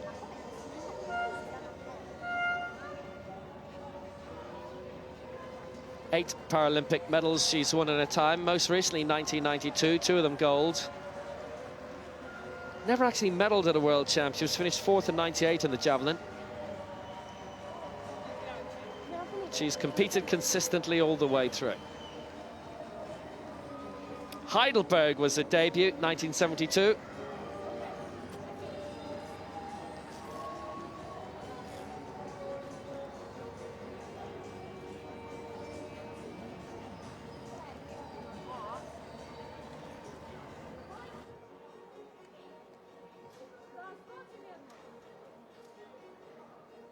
Certainly the longest campaigning Paralympic competitor I've ever come across. She was 17 when she first competed at the Paralympic Games, and the World Championships were still something like 30 years away, and the Europeans as well. Another great campaigner here as well is Marie Hawkswood, formerly of Great Britain, competes for Germany now where she lives. Silver in the discus here, was 5th in the shot. Silver in the shot, bronze in the discus of the World Championships. And she was 5th in the javelin, so she'll be competitive here.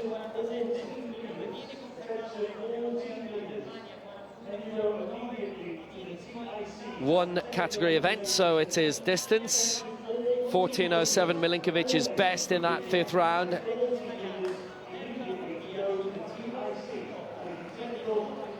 And that's the lead for Hawkswood, 15:39. Martina Willing holds all the records at F55 and S56. It's a combination of the two, but they're so closely matched that there's no need to go to points. Red flag this time for Hawkswood. So one more throw to go. Martina Willing will be last to go in this. 7 times global champion, 3 Paralympics, 4 world crowns, reigning European and world champion.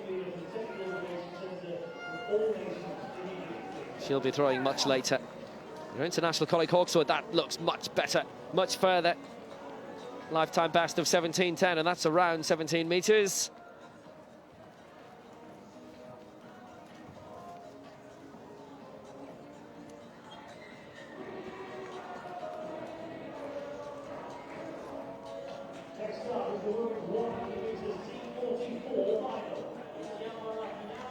Hawkswood has been quite consistent despite the no throws. She's improved all the time. 17 meters 50 in the gold medal position, and that's a new lifetime best.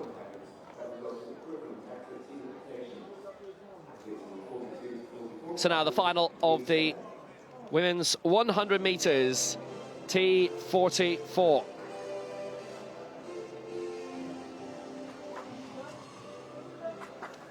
Two going in this for Italy. Susie Versace had originally been in the start list, but not now. Would have been a tilt and a third medal for that very, very popular athlete. So as you can see, there are 5 in this final.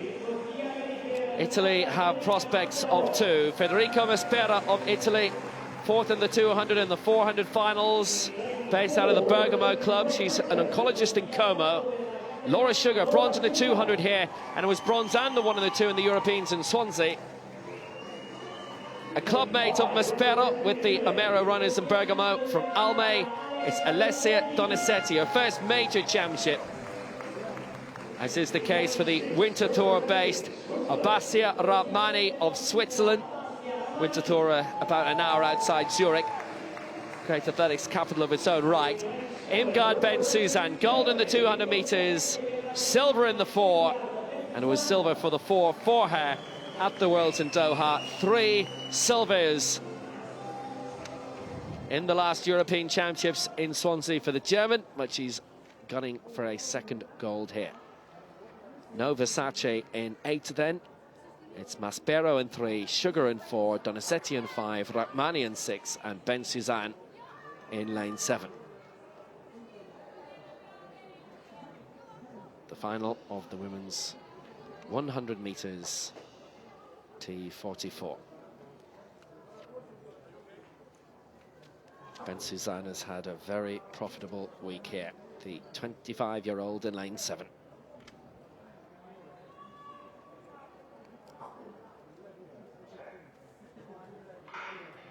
And they're away. Oh, what a start that is by Laura Sugar for Great Britain in lane 4. Ben Suzanne in 7 coming with her. He'll be between these two, and Ben Suzanne's accelerating all the time for Germany. Ben Suzanne and Sugar. Who's going to take it? It's Ben Suzanne who takes it. Sugar in 2nd place.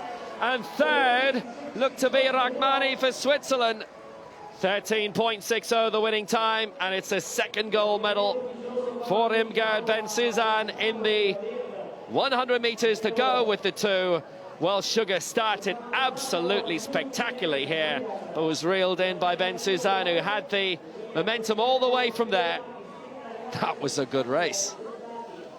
Great race, and the power of Ben Suzanne just proving dividends. Here's the start. We're looking at Ben Suzanne in the near side, and look at Sugar there in lane 4. Really good start, a couple of meters ahead. Bursted out of the blocks, Laura Sugar, and got into her form really nicely, was running really well at this point, but then the taller, more powerful Ben Suzanne started to get motoring, and her top speed just stuck her past Sugar there with about 10 meters to go, or maybe even less. Sugar just unable to hold on. The dip for the line as well. Here we go, side on then, and that's where Ben Suzanne just started to make up the ground. She is such a terrific athlete, the 25-year-old. Powerful, tall, rangy, and a European champion once again.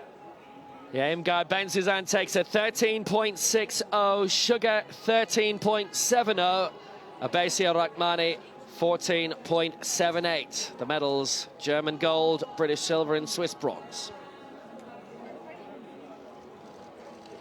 And Maspero did very well in 4th place there, and was only 0.16 away actually from silver. women's shot put then. This is Franziska Liebhardt of Germany. First attempt for her. Eva Berner has been first, 10.92. She set the early standard, but would expect these athletes to go much further than this. Liebhardt powers it out, Liebhardt. That is a really, really strong opening round effort. She's the reigning she's the current world record holder. Set that just last month in Breda, and it's 13.49 for Liebhardt, and that is a championship record in the opening round. It's not very far away from that world record of 13.82, 21st of May that was. She's an unusual dual athlete, the shot and the long jump. There's the Biaxi twins. It's been a good week for them for Hungary. And Liebhardt's part of the Bayer Leverkusen club, by the way, that basically provides most of the top German athletes.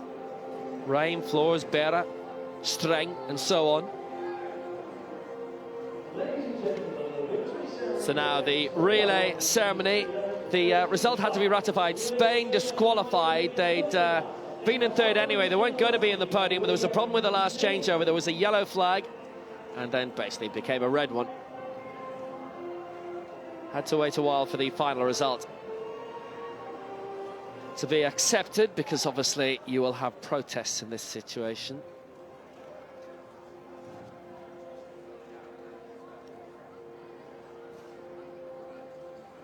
Russia went round in a championship record time of 42.74. They are a supreme relay team, Russia. 3 of their 4 athletes have medalled. Individually, that is. It's a good run for Portugal.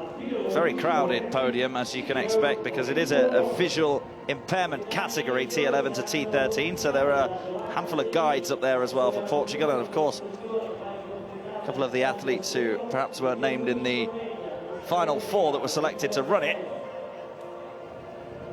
They'll join in the fun as well.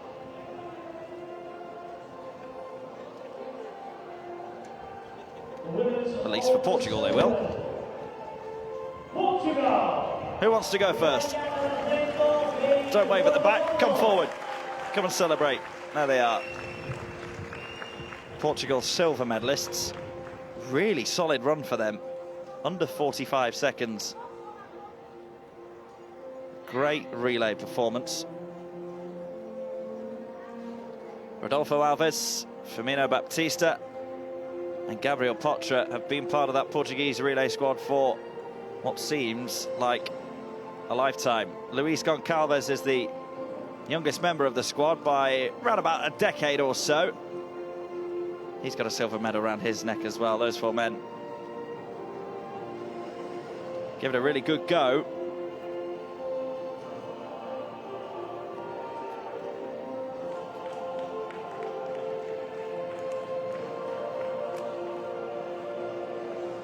Alves, Baptista, Goncalves and Potra. A couple of guides in there as well. João Barros. You can see the guides in the background, additional guides. The whole squad get medals, including the alternates, which is only fair.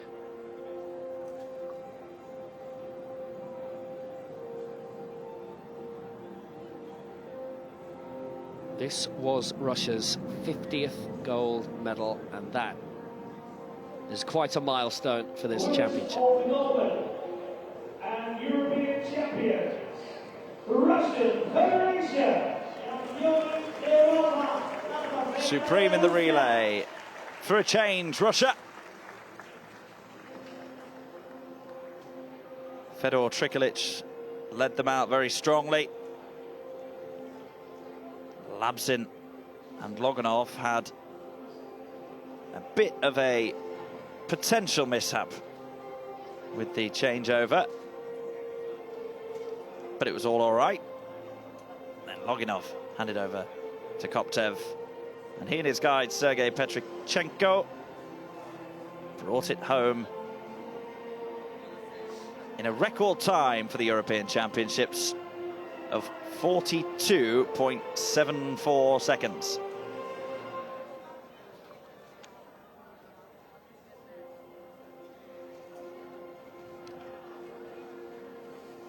Yeah, the medal ceremony is taking place at a very rapid rate now because it's the final session. Hence the athletes don't really get a chance to go off and warm down or change. It's straight through to be processed. Ladies and gentlemen, please rise if you're able. But we've never seen a one sport continental championship like this be dominated in such a way. 123 medals for Russia, 50 gold, and well, we've heard this before.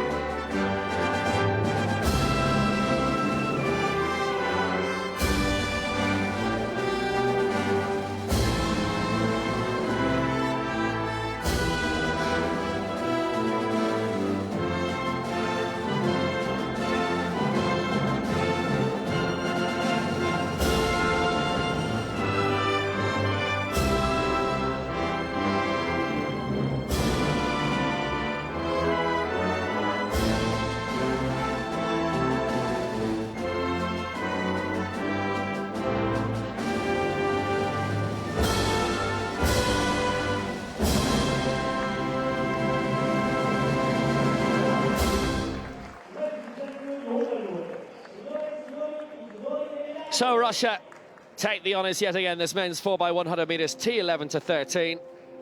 And Spain missed out.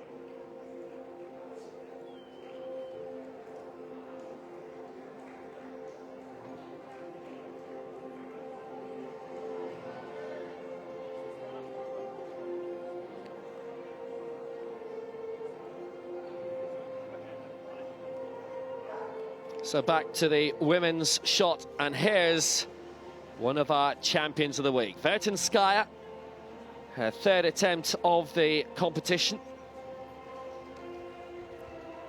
Moscow-based, gold in the javelin, bronze in the discus here. Previously a shot bronze medalist in Swansea, the last Europeans, and in Doha. Won 3 medals in Swansea, actually. At 12.50, she stays in second place. This will be very, very competitive. Eva Bern is in third at the moment, and Franziska Liephardt of Germany is our leader. More medals. Now, women's javelin at F54. This competition started right at the beginning of this final session when it was very busy in the field and on the track. Didn't get to show you an awful lot of it, but it did happen nonetheless, and there is another European champion for Russia, Marila Bogacheva, with a championship record, a huge effort of 15 meters 16.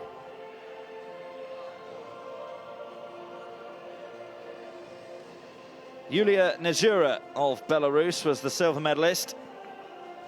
She was just over a meter clear of Dimitra Korokida, who finished third. Only 2 medalists here because there were only 3 athletes in the field. So this is Yulia Nezhura, 4th in the shot put, but silver here in the javelin.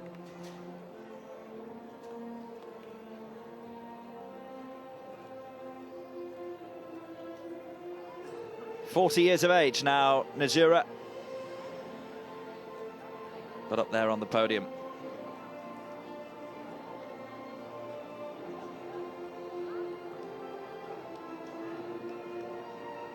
And just 1 year her junior, Maria Bogacheva of Russia. It's a double gold medal for her here in Grosseto. She won the shot put, and she's won the javelin too. Big smiles from her. Championship record, 15 meters 16.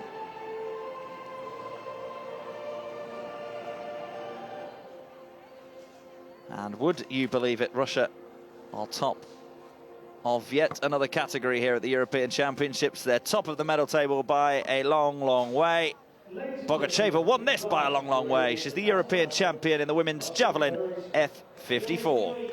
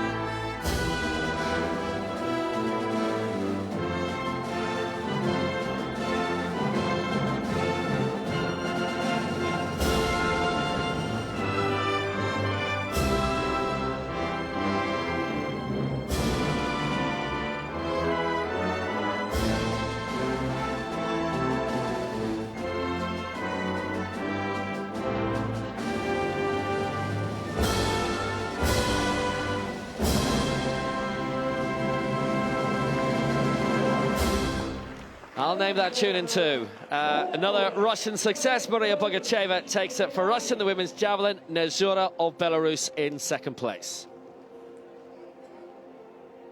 Russia might not win this, though. Women's shot put F37. It's Franziska Liebhardt of Germany, who's our current leader. 13 meters 49 in the opening round, and that again is a good, solid effort by Liebhardt, who got that new world record of 13.82 in Breda on the 21st of May in the Netherlands. 13.62 extends her championship record and extends her lead.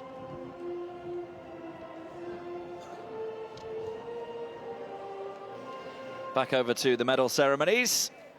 This one is for the men's javelin, F46. Big man at the front there is Andrius Skuja of Lithuania.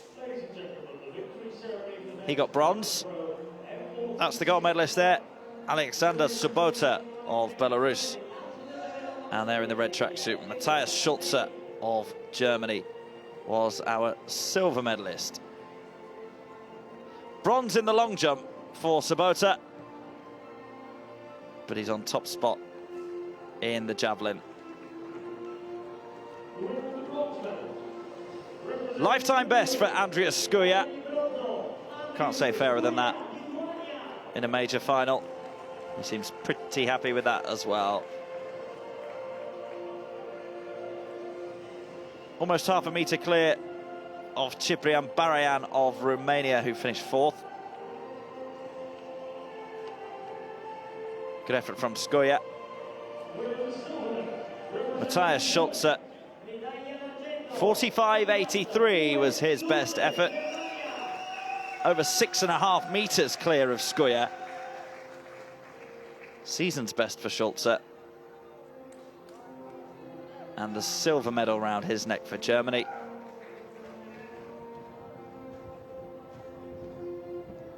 Second silver medal of the championships for Matthias Schulze. And a second medal here in Grosseto for Alexander Subota. This time it's gold for him. It was a championship record of 49.02. Smashed the championship record set by the man who won it 2 years ago, Nikita Prokhorov of Russia. Didn't defend his title, so we have a new European champion, and it's Alexander Subota, the men's javelin F46 gold medalist for Belarus.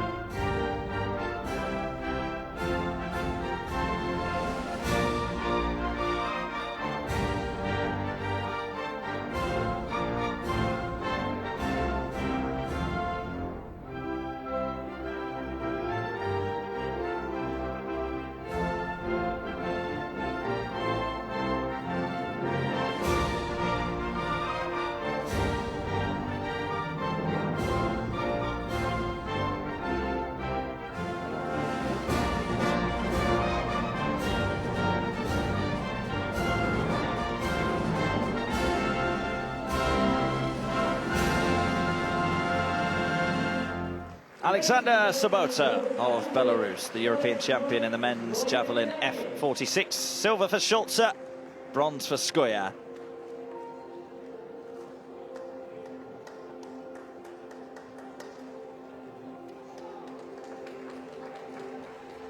So the women's shot, F37, Franziska Liebhardt with a final round throw. That championship record of 13.62 in the previous round, doing it for her, and she's got a good set of marks across the day. 4 of them above 13.45 are higher, and she takes the latest gold medal for Germany. Championship record as well, 13.62. Vertinskaya, the silver for Russia, lifetime best 12.50. Bernard in third for the Czech Republic, but gold for Germany and Liebhardt.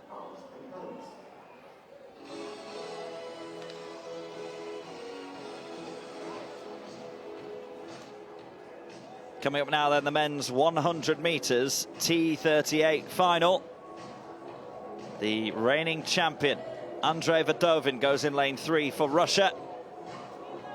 He's had 9 gold medals in 9 major finals. Can he make it 10 from 10? He'll have competition from Albaladejo Martinez, bronze in the 200 and the 400. Poroshin got gold in the long jump this morning. So he's fresh from that and feeling pretty confident and in winning form there. So here we go then, lane 3. He's been dethroned from his 200-metre crown here in Grosseto, having won the 1, the 2 and the 4 in Swansea and in Doha last year. He's the man to beat. This is Albaladejo Martinez of Spain. Bronze in the 200 and the 400. A step down, got silver in both of those in Swansea 2 years ago. Here's Poroshin, gold medalist already today. 8th in Doha over 100 metres. Dylan Harris of Great Britain, just 18 years of age, 4th in the 200 at these championships, his major championships debut. And that's Gotcha Kugayev of Russia. He finished 4th in that long jump earlier on. Got relay gold in 2013 for Russia. Certainly the man to beat in this field is Andrei Vadovin. Poroshin has been pretty quick in his lifetime as well. Kugayev has also gone under 12 seconds. This is the men's 100 metres T38 final. That's the favourite, Andrei Vadovin. He goes in lane 3. Albaladejo Martinez of Spain in 4. Poroshin in 5. Harris in 6. And Kugayev in 7. 3 from Russia, 1 from Spain, and 1 from Great Britain. And away we go, and keep an eye on Vadovin. It's all pretty level at the moment. Kugayev's made a really good start. Here's where Vadovin will start to push away, but coming through in the middle, Poroshin's looking good as well. Kugayev might nick it on the line. I think it was just about Vadovin, but he didn't really run through the line as much. Kugayev nearly caught him on the line, coming up late on the near side. It was a decent run from Vadovin, not quite as dominant as we might well have expected. He thinks he's won it. I think at first glance that he has just about won it. Yeah, very, very tight margin. Vadovin, for me, took it ahead of Kugayev. Vadovin on the far side in lane 3. Kugayev in 7, 11.98. It's actually a very good time. It's very still now. So the fast times, and this being a fast track, by the way, have re-emerged for this afternoon session. Good start by them all. Poroshin, actually, right in the middle, coming to the 4 well also, leaving the rest, Abdaleko, Martin and Harris behind.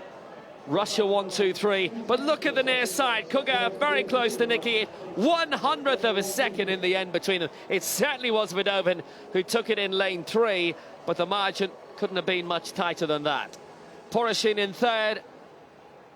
Wasn't really in the... He was in the hunt for the gold, but when it came to the final couple of meters, was out of it in 3rd, but was well ahead of the other 2. Very, very tight on the line. Russian 1-2-3. Vdovin defends his title, 11.98. There you see it, 1/100th of a second. Kugev behind him in silver. Poroshin comes through in bronze. Lifetime best for the other two in the field, Albaladejo, Martinez and Harris. Good runs from them, but it's Russia 1, Russia 2, Russia 3.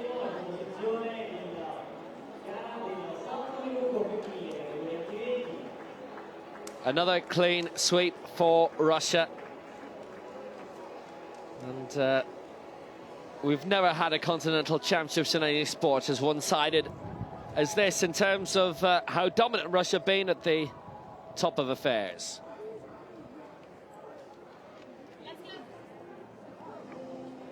So more medal ceremonies coming, and well, this was one of the performances of the week and a world record. Haven't been many, if any, sessions in which we haven't had a world record. Olivia Breen is leading them all out and is in a very, very happy mood as well. She might be, as a result of what we saw in this relay in the 30s, the 4x1 earlier. New world record of 51.63.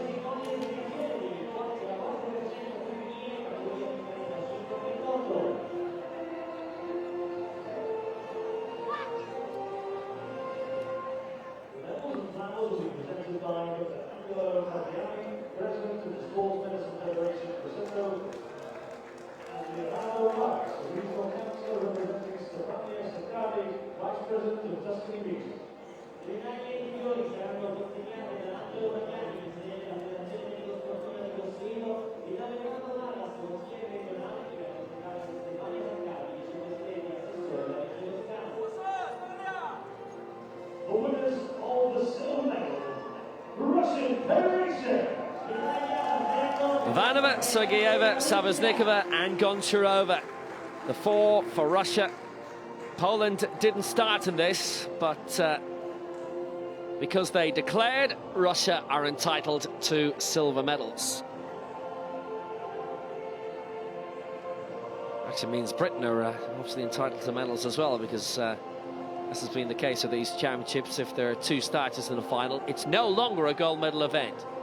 That's changed recently. It was still applicable as a golden title back in March for the Asia-Oceania Championships. Change for these Europeans. Lots of flowers to give out here.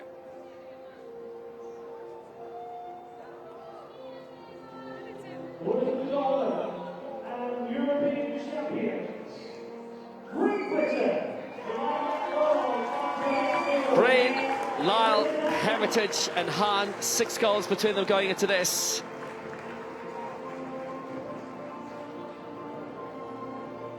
Excellent anchor leg by Sophie Hahn. Georgie Hermitage, 3 gold medals individually this week. This her 4th, and 2 individual world records, and now a team world record as well. Same with Maria Lyle with her 2 individual golds, and now a 3rd coming through this relay. And Olivia Breen, part of this perennially successful British relay squad.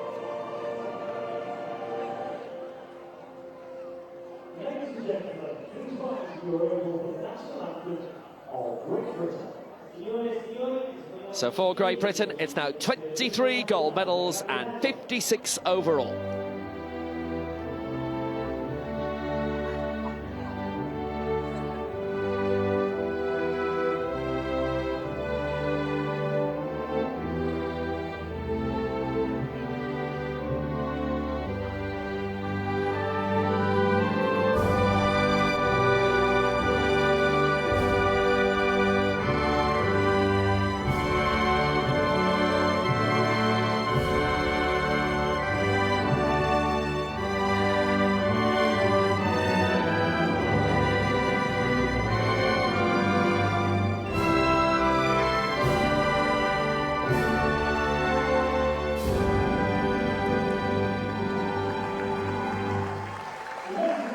So Great Britain take the honours ahead of Russia. Poland didn't start and didn't make the podium. We're still not done. few finals left on the track and a bit of field action as well, including the men's F57 shots. Janusz Rakicki, his first attempt. He's the second man to go. And that's a decent opener for Rakicki. 10 meters, 1 centimeter is the standard set by Marcelin Wallico of France. Rakicki, 14.67, a new championship record. Now, seated javelin is also going on to round off the championships. This is the women's javelin F56, which is a very, very strong throwing category.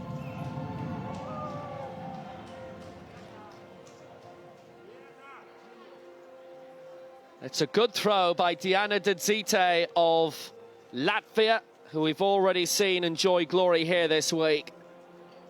20 meters, 29 is a new championship record, and it puts her into the lead.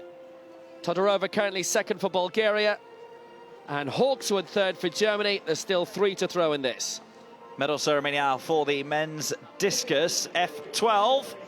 This one was won by the reigning champion, Kim Lopez Gonzalez. There he is in the shades. Very envious of his beard game as well, Lopez Gonzalez.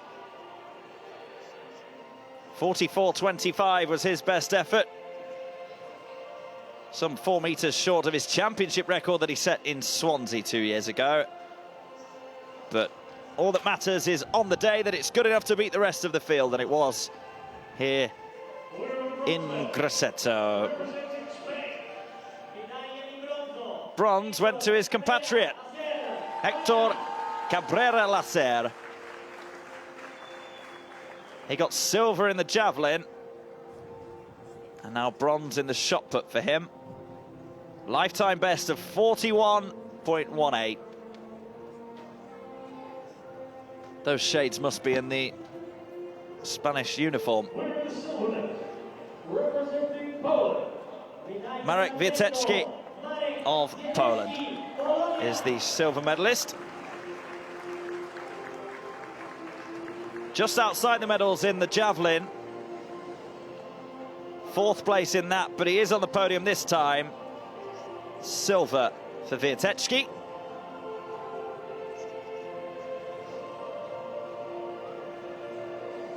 And it's double gold for Lopez Gonzalez.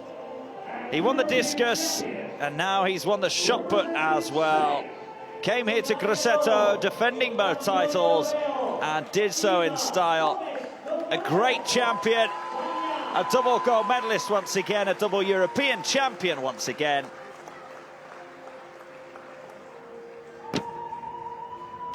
Kim Lopez Gonzalez of Spain. Got his own little unique celebration. He's a double European champion. He's defended both of his titles. He wins the men's discus F12.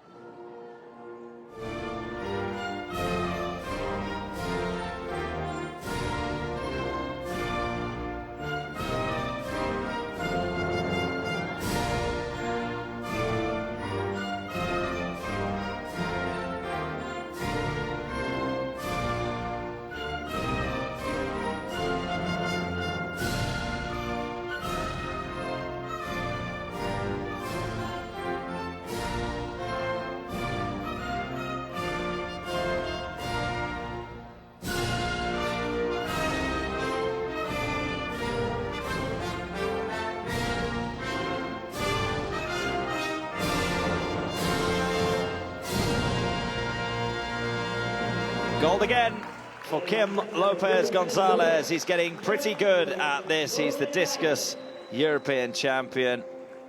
Silver for Wiateczki, bronze for Cabrera Lacer.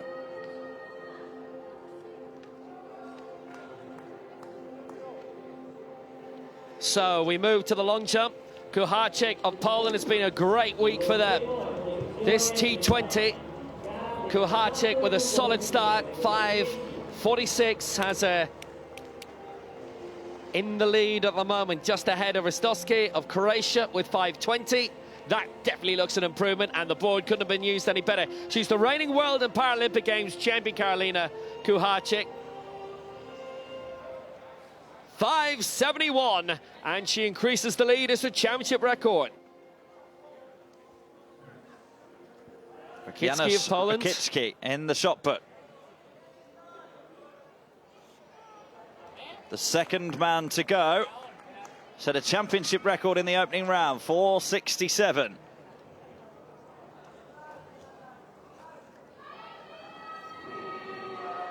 .14.72 is his final round effort, extends his championship record and is well out in front with 3 athletes to come. It's been a long week. This is the final individual track decider. Alexandra Mogachaya, gold in the long jump. Radomikina, silver in the long jump. Fyodorov, gold in the 2. Radomikina is the reigning European champion in this. Married to Nikita Prokhorov. Normally majors in the long jump. She's regular champion in that.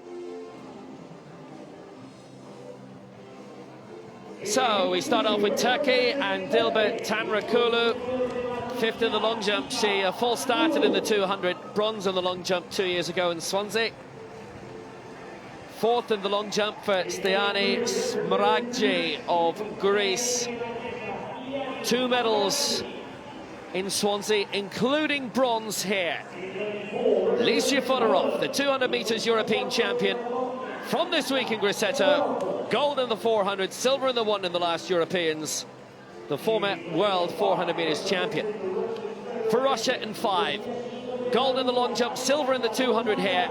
Alexandra Mogachaya in lane 6 for France. Bronze in the 200 and the long jump.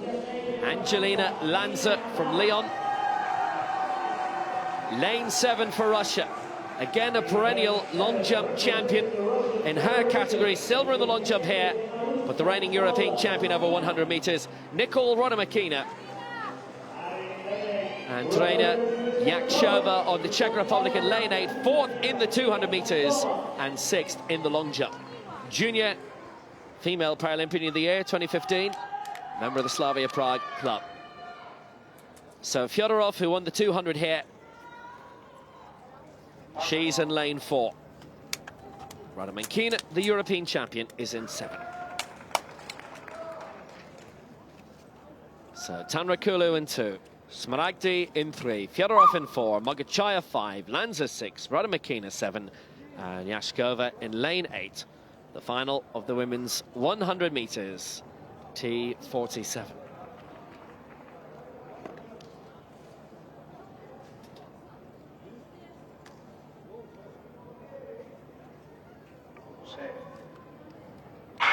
Underway in the final individual track action, and we are not. Well, Radomikina was right away there. She went the furthest, but did she go out the fastest?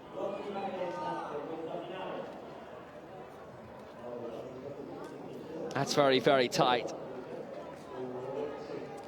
Well, it's the computer that would decide, but it may go down as a faulty start. They seem interested in the Greek. Smaragdi in 3.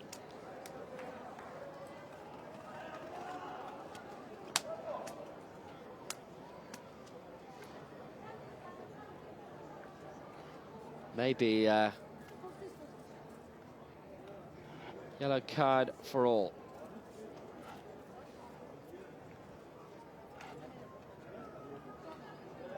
Deliberations continue.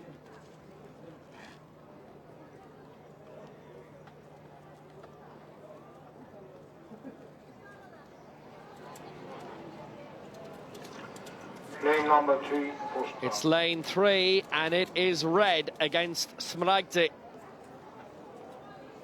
The Thessaloniki athlete, the 20-year-old, full starts.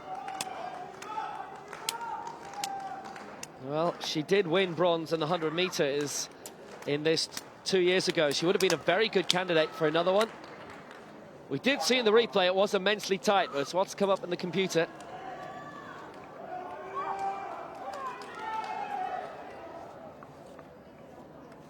So the women's 100 meters T47 final. Tanrakulu in 2, Fyodorov in 4. There she is. 3 major championship gold medals in her career. 2 of them coming in the 400 meters and the other in the 2. Mogachaya in 5, Lanza 6, Rona Makina 7, and Yashkova in lane 8.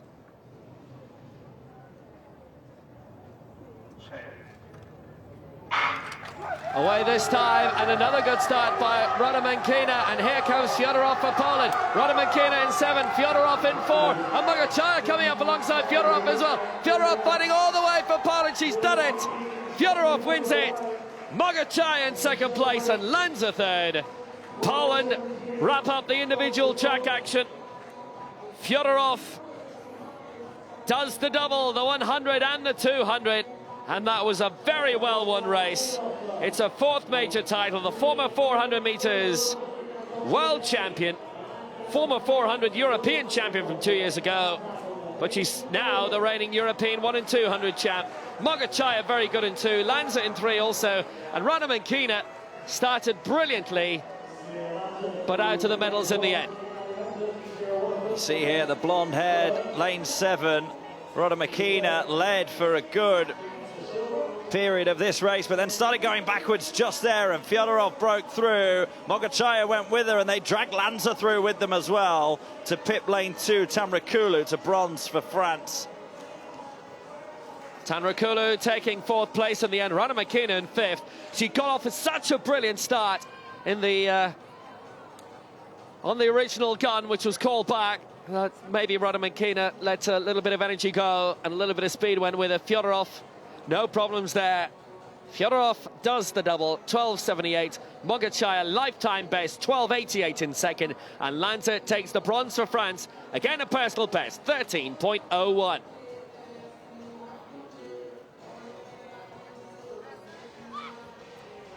Over we go to the women's long jump, T20 final then. This is Michaela Ristowski of Croatia.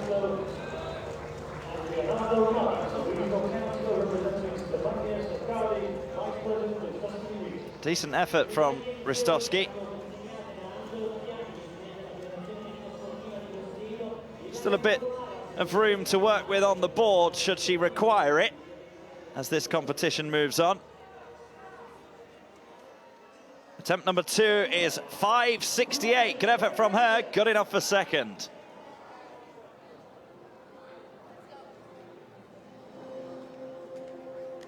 The men's 4x100 meters, T42 to 47 now. Apologies, this is the men's long jump, T20.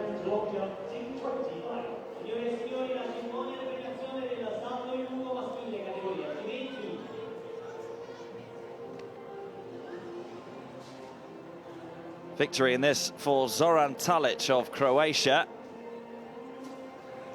And guess what? We set another championship record here in sunny Grosseto.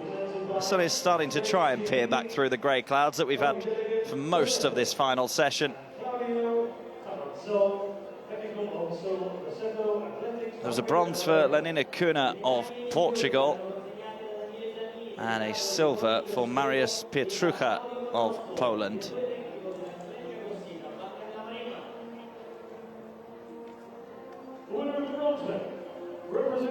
There he is, Lenina Kuna.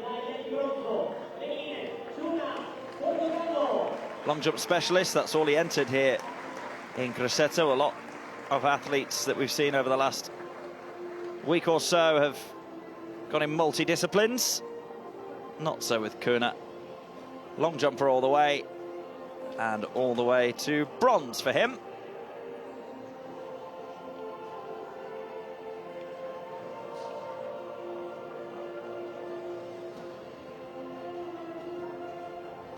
Pietrucha is the same, a long jumper through and through, a season's best of 6.59.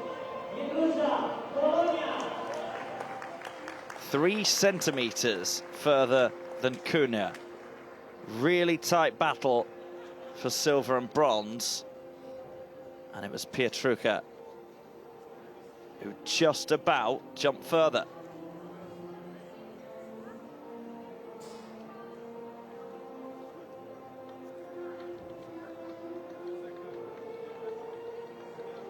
A lot of extra guests and dignitaries coming to watch the final day of action here at the Carlo Zucchini Olympic Stadium. A lot of them wanting to give out some medals and flowers as well. This man will receive the one that's gold. Zoran Talic, a new championship record, extending his from Swansea 2 years ago. Back-to-back European Championships for Zoran Talic. 7:16 it was 2 years ago. 7:36 it stands at now. His rivals have got 20 more centimetres to try and make up on him. Dominant display from him. Points at the Croatian crest on his right breast. He's won it for himself, and he's won gold for Croatia as well. He's the European champion in the men's long jump T20.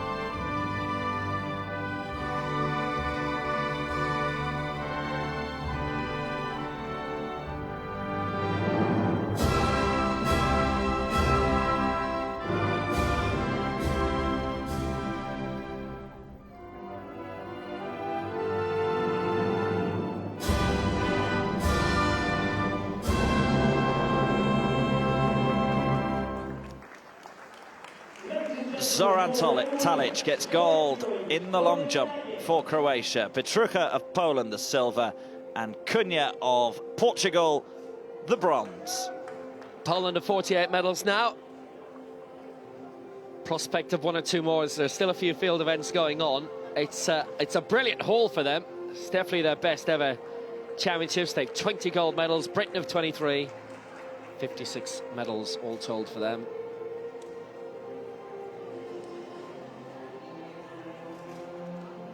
So still out in the field, we've got action in the women's long jump, the T20. We've got the men's shot put F57, and we have the women's javelin F56.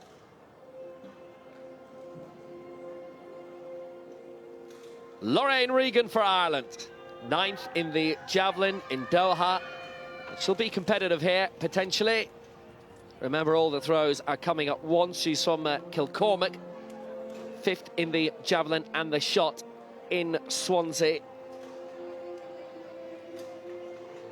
Well, she's 3rd at the moment. Bronze medal position, 16 meters 16.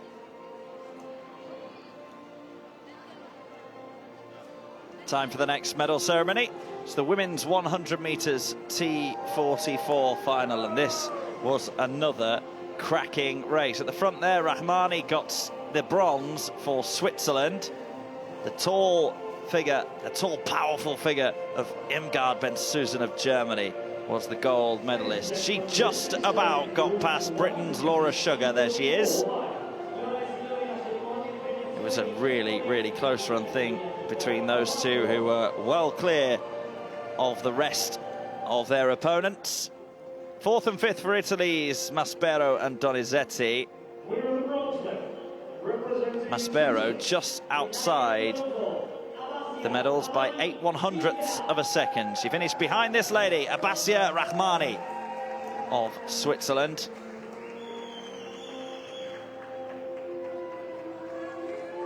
Yeah, Italy had originally 3 entrants in this, Donizetti and Maspero outside the medals. Versace would have been fantastic to have actually seen her in this, but she scratched from the race after a week where she'd won 2 medals. But she'll be back on Italian TV screens on Sunday night, because she presents the Sunday Night Sports News on Rai 2 here. Rahmani with the bronze. Laura Sugar, what a start. At one stage, looked as if she was going to take this. And another gold for Britain. The former Welsh under-20 hockey captain. Went to the University of Leeds, London-based now. And this is actually her first ever championship silver. 2 bronzes in Swansea at the last Europeans. Bronze in the 200 here. Silver in the 1, and it was almost gold.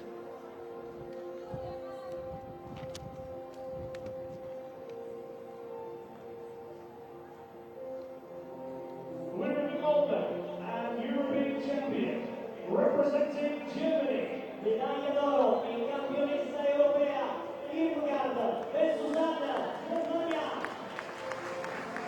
Another product of the Bayer Leverkusen club. That's the same sports club as the football team that reached the Champions League final in 2002. Irmgard Ben-Suzanne got some very good club colleagues, Marcus Rain and Vanessa Lowe, Heinrich Popov, Franziska Liebhardt, who we saw a few minutes ago, Felix Streng, David Behrer, Johannes Flores. They're all with Bayer Leverkusen. Ben-Suzanne won 3 silvers at the last Europeans in Swansea, a silver in Doha at the Worlds, and here it's a silver and 2 golds. Sprint double for Germany.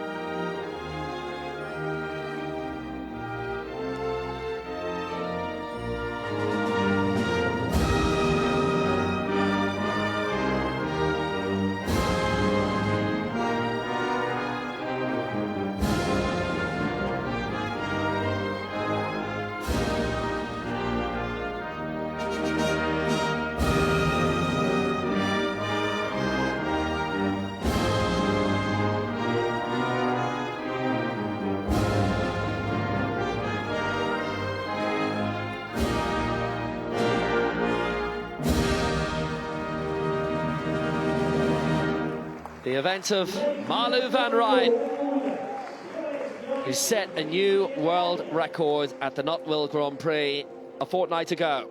And we'll see her in Rio, and Marie-Amélie Lefebvre, and these. So it's back to the long jump, and for Poland, Kucharczyk with that championship record, putting her in pole position, 5:71 in the second round, and she's gone a good distance out again. But the pressure's really being put on her now. Rostowski of Croatia with a 5:68. Her lead is down to 3 centimetres. She's needed a championship record to stay out in front. She's the world record holder from the World Championships in Lyon 3 years ago. And she is a long jump specialist. 2 world titles and the Paralympic crown. She's the reigning world and Paralympic champion, and she's our leader here, 5:65. Men's 100 metres T38 ceremony, which is the event of our old friend Avinoa Hanlon, who was in our commentary team in Doha. He was injured for those World Championships, but he'll be fine for Rio. This one was won by Andrei Vadovin of Russia, but not anywhere near as comfortably as many of us may have expected. He came into these championships having won 9 golds in 9 major finals. Vadovin, he was dethroned though in the silver, in the 200 rather, only got silver there. It was a Russian 1-2-3. Andrei Paroshin came through in the bronze medal position, just ahead of Albaladejo Martinez of Spain. Paroshin got gold this morning in the long jump, and he's got bronze in the 100 metres as well. 8th in Doha last year over the sprint. 3rd here in Grosseto in the Europeans. Gotcha Kugayev missed out by 1/100th of a second. Kugayev, superb finish by him. 4th in the long jump this morning. Silver in the 100 this afternoon. And he could not have got much closer to being one step higher. Good performance from Kugaev. But he just couldn't quite catch his compatriot. Andrei Verdovin has come here and defended 2 of his 3 European titles.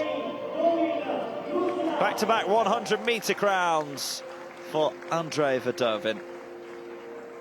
11.98. Kugaev got 11.99. It was that tight. But Verdovin will go away from these championships with 2 golds and a silver. Not quite the hat-trick of golds he got in Swansea 2 years ago, but still a very good performance again from him. And just 22 years of age, Andrei Verdovin. He's European champion for the 2nd time here in Grosseto. He defended his 100-meter crown. It's Russia, 1, 2, 3.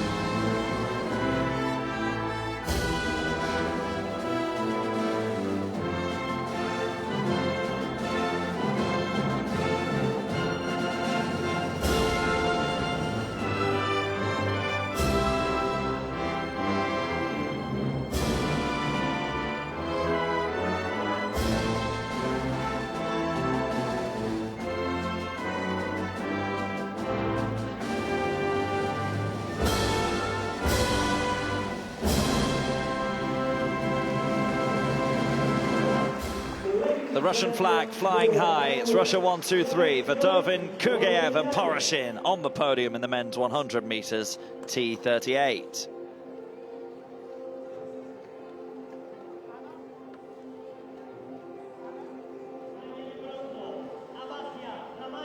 Women's javelin F56 final still going away. Martina Willing is the 6th of 7 athletes to go. Remember, all 6 of their throws come consecutively.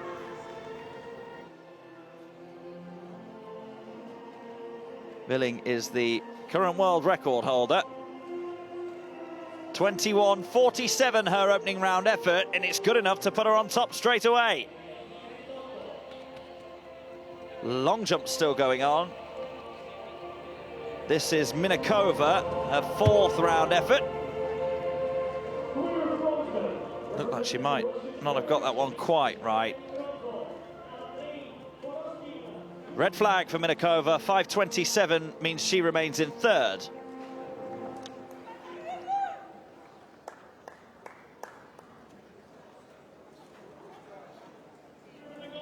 So back to the javelin. Germany finishing very strongly. Martina Willing, who's been winning major championship medals since Seoul '88 from Brandenburg. 2000 was when she picked up that, if you like, Lifetime Achievement Award, though. 22.03, and she is our leader. That might actually be enough for the gold medal by this stage. 22.71 is her world record, which is stood a long time, 17 years ago in Bern.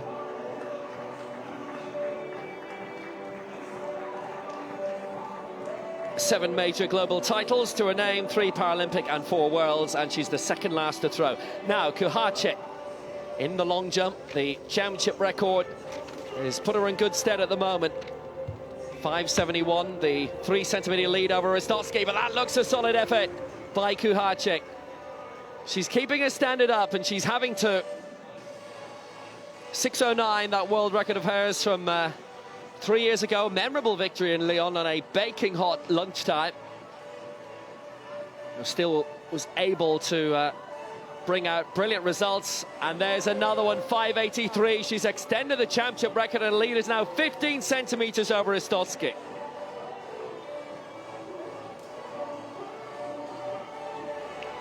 Ana Felipe of Portugal, who we've seen in the sprints. Semi-finalist in the 400 meters, bronze in the triple jump when it was run in Doha, but it's not being run here.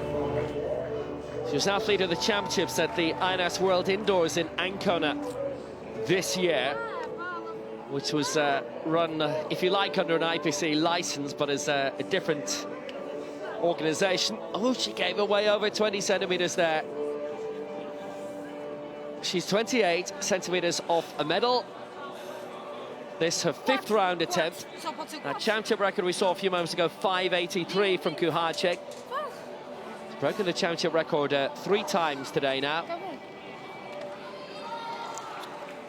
5.01, and had she got that on the board, she'd have been a centimetre or 2 away, possibly from bronze. She's 5th, Ana Felipe. It is time to go over to the track for the very last time at these 2016 IPC Athletics European Championships in the city of Grosseto. It's the men's 4x400 metres, T53-54, a non-medal event, as we only have 2 nations competing in this one. Great Britain going in lane 5 and Russia going in lane 7. It's a straight shootout between the 2 nations for bragging rights and not much more. But some very, very strong competitors on both sides. Britain have got 6 gold medals, 5 silvers on their side, and Russia have got 10 medals, 2 gold from Grosseto, and Bichenoks on their anchor leg with 6 medals. David Weir on the British anchor leg with 4 golds. Those 2 had a great battle to the line in the 1500 earlier on. There you see, Bichenok will bring Russia home. Ganzai, perhaps one of the slowest. Him and Goncharov are the 2. They go 1st and 3rd for Russia. Grosseto and Bichenok the quicker of the 2 in the Russian team. What a championship it's been for Richard Cesaro. 4 medals, European 200 champion. On your marks. The men's 4x400 metres, T53-54. 4x400 metres, 1 lap of the track for each of the athletes. It's Cesaro against Ganzai first off. Cesaro in 5 for Great Britain, Ganzai in 7 for Russia. It's a decent start by Ganzai, but now as Cesaro comes down the back straight, he starts to close the gap. Richard Cesaro, gold in the 200, silver in 3 other distances as well, and he's starting to move up now on Ganzai, who is still yet to medal, having raced in 5 distances here in Grosseto. Cesaro coming around the top bend, and he's already made up some ground. Remember, Ganzai 2 lanes outside him, so as they come to straighten up, Cesaro is well in control for Great Britain. Cesaro will hand over to Nathan Maguire. And Britain change over first, still in the stagger, but then they'll come inside shortly. Little tap on the shoulder, away Maguire goes, and it's Grosseto taking it away for Russia here. They will bite back a bit. Grosseto winning gold in the 4 and the 8. 2 bronze medals for him as well. Maguire, a regular finalist, but not winning any medals here. So Maguire will need a bit of time to push on, but still a very good advantage for him. Cesaro certainly will be in Rio after the championships he's had, with his 1 gold and 3 bronze. The gold in the 2, but those silvers, should I say, in the 1, 4 and the 8. Very, very impressive. Solid lead for Maguire over Grosseto, who's covering over him at the moment and is going to take him shortly, you would imagine, on the 2nd lane. Here comes the change. And it's Maguire who's going to pass on to Motors, Jomny, and Grosseto finds Ivan Goncharov. Good solid lap from Nathan Maguire with a quicker man, Grosseto, chasing him down. This is Mo Jomny now for Great Britain. 1 gold, 2 silvers and a bronze as well for Mo Jomny. Great championships for him, but moving up around the outside of him at the moment is Ivan Goncharov, yet to medal here in Grosseto, but he's absolutely powering down the back straight. Good pace from Goncharov at the moment, but you wonder whether he might have gone out a bit too quickly. Jomny is a very strong athlete indeed, and he's holding the inside line, and he's not let Goncharov get around the outside of him, and Jomny will come into the home straight just about in the lead ahead of Goncharov. So Britain leading, Goncharov trying to get back down the inside. Jomny might have lost a bit of momentum there as he tried to straighten up, and it's going to be even Stevens on the final lap. Russia allowed to change on the inside this time as Goncharov lets Bajchanok away, and David Weir is tagged here by Jomny. Jomny seemed to freewheel a little bit for me for a few metres after he had his touch off, but it's Weir who takes it up for Britain in second place, and Bajchanok in the lead. What a finish we had earlier today. Weir now with 4 gold medals, Bajchanok with no gold medals, but 6 medals overall. Half a lap to go. Weir trying to make his move on the outside. Will Bajchanok finally get better of him this time? Or will it be 5 gold medals for Weir at these games? It's a non-medal event, but it would be another big win for Weir. And he's coming on the outside here, Weir again. Bajchanok on the inside. Weir's done it again. Great Britain to take it. 3:08.30. There's no stopping David Weir. What a great result. By a long way. And even when there's nothing at stake, there's no silverware, there's no medal at the end of it, David Weir will still show his medal.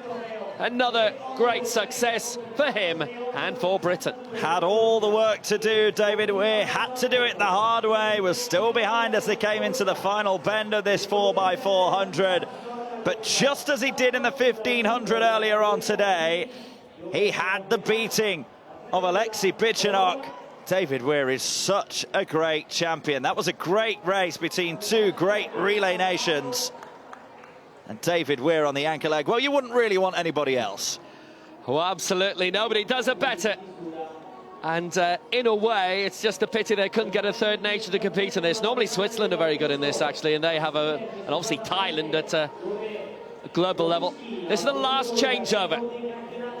And Weir trotting along, Jomny with a tap, and then second place Weir behind Bajchanok. And then this is where the big move comes. Over on the far corner, Bajchanok going very good guns over on the far straight, and Weir always has him in his sights. Just a little second taken to straighten up, and that's when he began to make his little move on the outside with around 150 to go. Bajchanok has been in this position before where he's having to try to fight off Weir here in Grosseto, and yet again Weir taking him on the closing straight, and just look at the power in the arms. Look at those wheels go, and David Weir is a winner again. Well, if only there could have been medals for this. Bajchanok would have deserved a 7th, and Weir would have definitely deserved a 5th goal. 5 wins from 5 for David Weir. 37 years of age. Look at the celebration. It still means an awful lot to him. Looking at his team there, actually, when he crossed the line, it was celebrating rapturously. Those are the 2 nations there. Russia extremely close. Bajchanok extremely close to David Weir again, but not quite close enough. There's the result. Great Britain 3:08.30. Russia 3:08.72, less than half a second in it. National records for both, I can tell you, by the way. Not very far away from China's world record set at London 2012 of 3:05.46. That was fast, that was competitive, and that was a great way to round off the track action here at the 2016 IPC Athletics European Championships. Still plenty going on in the field. Yes, the women's long jump, and this is Minakova of Russia. 5:27, her season's best, but she's still in contention here for something a little bit higher. That was the second round attempt. There were only 2 athletes that cleared 5 meters in the opening round, but Minakova was still 5 centimeters off that. She's been in contention all the way, then went way out to 5:27 in the second round, which really made Rostowski and Kuharczyk think. Minakova, who was silver in the long jump 2 years ago. Big fan of Darya Klishina, the ace Russian long jumper, who's finally begun to take up major medals now.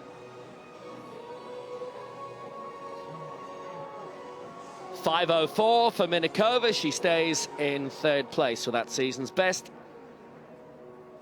And as you can see, again, fine crowds here. And I should tell you as well, below us, just over the finish line, that's the special wheelchair viewing stand, and there have been dozens and dozens here.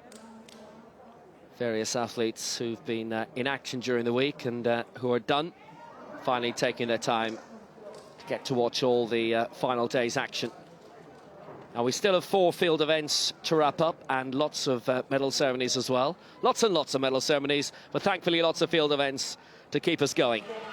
This is Michaela Rostotsky. Now her 5th attempt, 5.68 in the second round. Matching a season's best, 5.71 her lifetime best. Needs to pull that out and add on another 17 centimetres in order to take the gold away. Rostotsky, the world triple jump champion, the outgoing European champion in the long jump, and the former world champion from Christchurch in 2011, from Pula in Croatia. And they too have a good history of jumping. Blanka Vlasic in the high jump. Silvia Babic, I think, is still the IAAF long jump record holder for that country. The 5.37 doesn't improve. She stays in second place. Kuharczyk remains in the hot seat.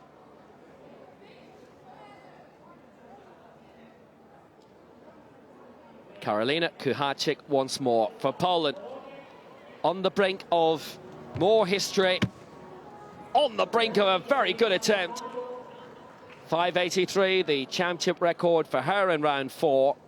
She's edging closer towards her world record of 6.09. Poland now have 20 gold medals. And she aiming to make it another. And the way she's going, she will, because she's improved her championship record by 4 centimetres, 5.87.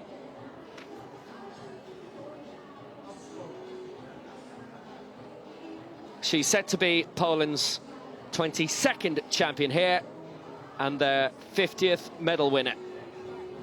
Deep in the final round, and this is Krystyna Minikova.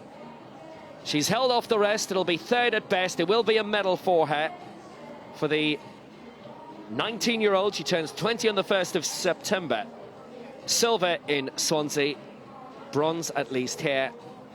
Needs 40 centimetres on top of that lifetime best she achieved a couple of rounds ago. It'll be brilliant if she could do something massive in the final round.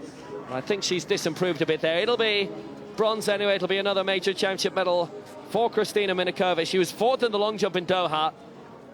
She'll be among the list of candidates in Doha. Just look at how worn that board has got here in Grosseto during the week's action, with so much action in the pit.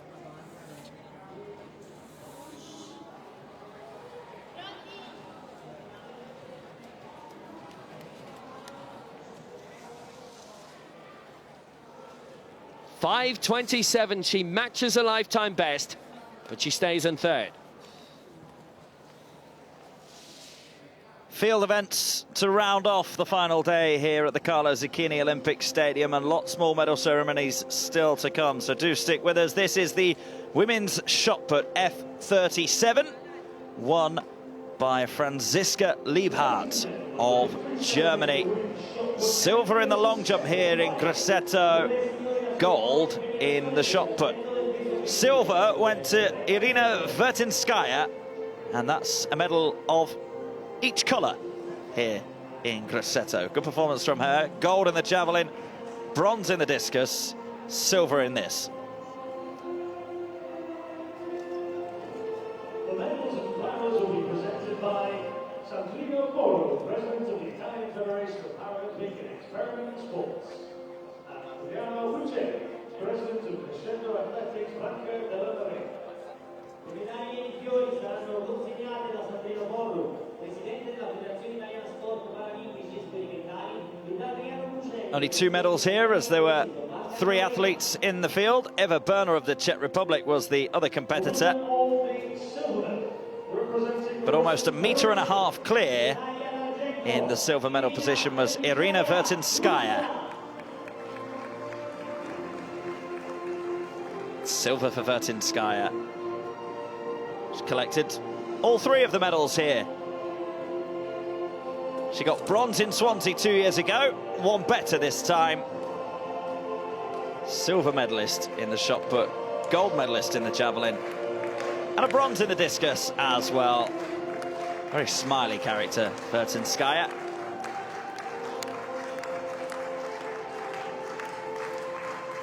Pretty pleased with that silver, pretty pleased with the whole collection there. Franziska Liebhardt, though, the world record holder, she was just 20 centimetres short of that mark of 13.82. 13.62 was the winning distance, over 1 metre clear of Vertinskaya. She went one better this year in the long jump than she did 2 years ago, winning silver rather than bronze that she got in Swansea. And she went one better in the shot put as well. Silver in Swansea 2 years ago. On top of the podium this time, Franziska Liebhardt is the European champion in the women's shot put, F37. Gold for Germany, silver for Russia.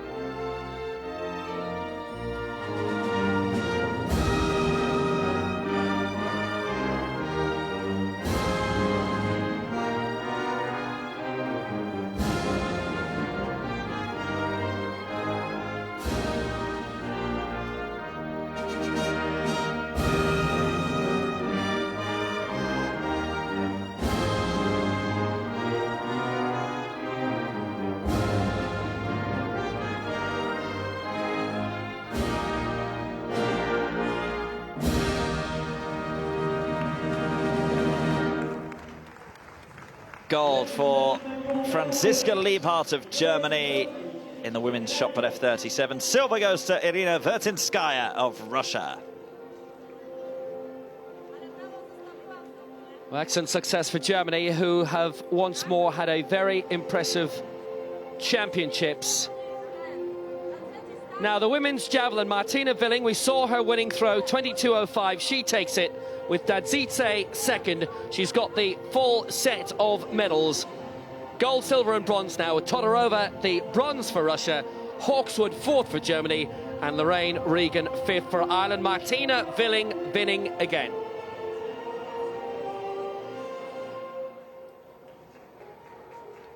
So the men's shot put F57. This is Alexei Ashibadov, the reigning European and Paralympic Games champion, who won bronze here in the discus, but he won the shot, javelin and the discus in the last Europeans in Swansea. And he's won it, 14.72, the championship record. It's actually won by Janusz Rakicki, who got that championship record. That was him there. And this is confirmation of that result. Rakicki championship record, 14.72. Ashipatov only managed silver, 13.90. Alexei Kirjanen was the other medalist in the shot put F57 for Finland.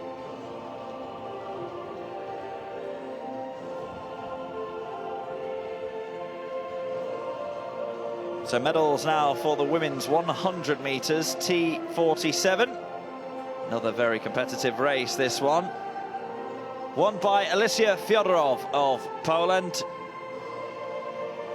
Personal bests for Mogachaya and Lanza, the other two medalists.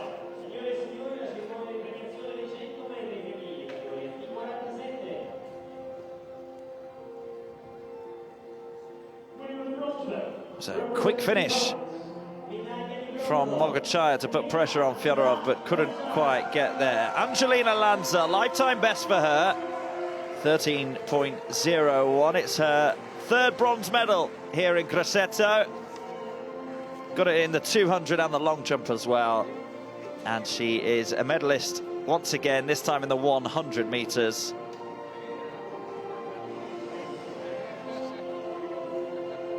Very close to breaking the 13-second mark. It's a really good haul for the athlete from Lyon, which is where the World Championships were in 2013. She'd have enjoyed that in person.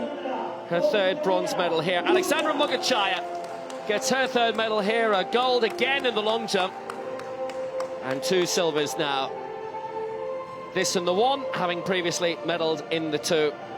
She's been winning major championship medals since 2006. It was a great breakthrough as a 16-year-old in the Netherlands at the World Championships there. In terms of medals, bit of a dip after that. 2014 was the next time she won a major championship medal, with silver in Swansea. That long jump gold, her first major championship title. But Poland have been, again, excellent in the closing day and brilliant all week.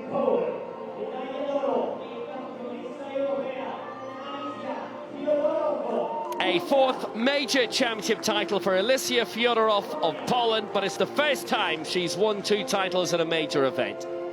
Gold in the 1 here to go with the 2 earlier in the week. Having been the 400 champion in 2014 in Swansea, the former world 400 meters champion back in 06 when she finished ahead of Mogachaya, just as was the case here.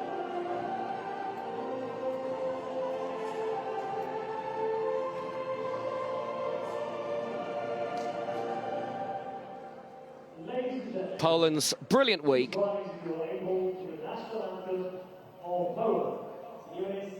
Only Russia and Great Britain have won more gold medals and overall medals than Poland.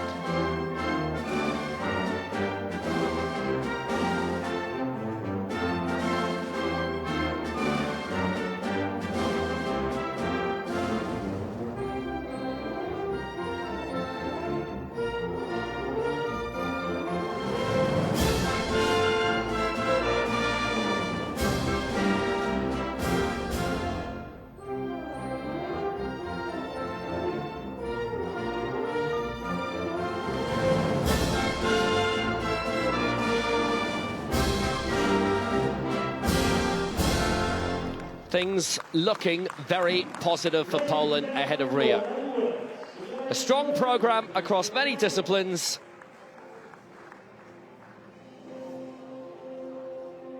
So the women's long jump will be decided here.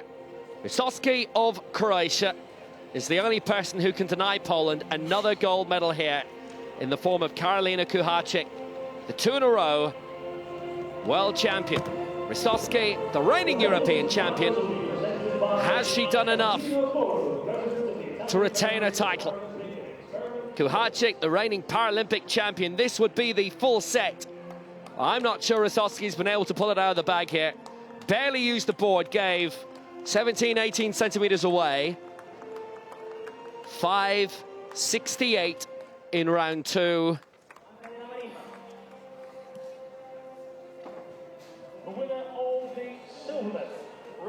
She's given it a good go in order to hold on to her crown, but it may not be enough. 21 gold medals for Poland, and a 22nd about to be confirmed, and there it is, Grosseto, the silver for Croatia, and Kuharczyk is the European champion, and she's got the full set of titles now. She's the reigning Paralympic, world and European title champion, and she's loving it. And there's still a brilliant crowd here. Track action is over, field action continues. Kuharczyk way out again beyond 5.50. And if that's, we'll say 5.70, it will mean that her 4 best attempts have gone beyond Grosseto's best. And you cannot really expect to do any better than that.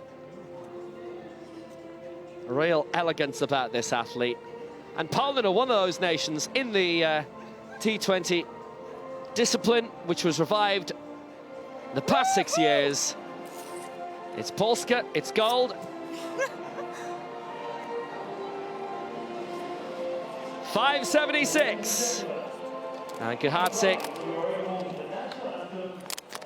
championship record. And she'll be kissing a gold medal soon too. 587 for Kuharczyk. That's the gold for Poland. Rutowski, silver for Croatia. And Minakova, the bronze for Russia. Sontas, close, but not enough to a second medal.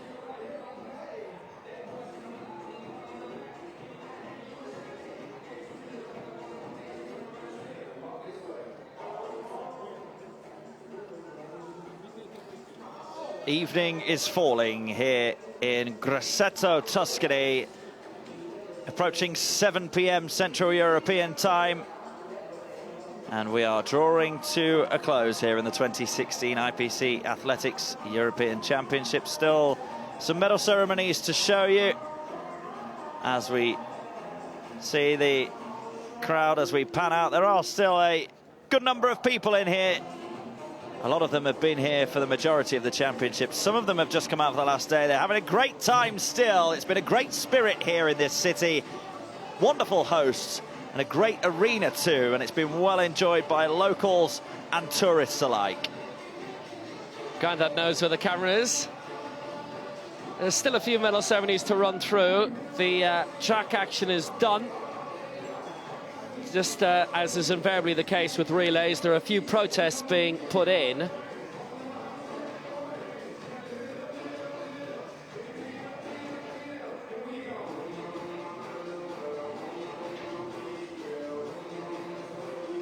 But everything looking good on the way to Rio. Picking out some of the spectators on the big screen there. Little girl has managed to pinch some flowers off of a medal-winning athlete. Very good of them to give them away. A little Italian flag in there as well for extra decoration. She'll have enjoyed her trip here to the Carlo Zucchini Olympic Stadium. I'm sure that lady in the foreground has as well. There she is, look. Spot yourself on the big screen. Somebody's telling her now. There we go. There's some more enthusiastic supporters in front of her there. Good vantage point all around the Carlo Zucchini Olympic Stadium. It's been an excellent week overall. We've been blessed with the crowds really. We've had a few hundred every day, per session. Every session has had a few hundred here. The free entry has helped a massive amount. People of Grosseto have come out, they've supported it. It's been on TV over here as well on Rai.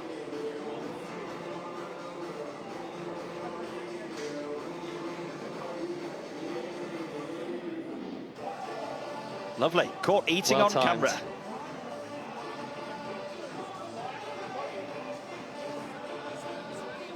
We're getting the crowds entertained. We're keeping them entertained. Playing some good music. Popping them all up on the big screen. As we just await, there's a couple of decisions going on. Official protests and just double-checking some final results before we can complete the medal ceremonies.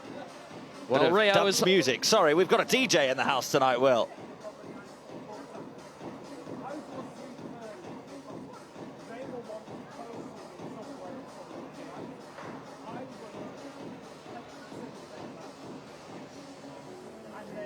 Rio is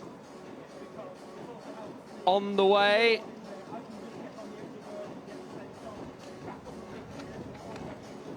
Three months' time, and things looking good, obviously, for Russia and Britain, who've dominated here, and Germany, Poland especially, with 22 gold medals and over 50 medals overall. Obviously, Ukraine and the Netherlands weren't here, but they'll be strong as usual.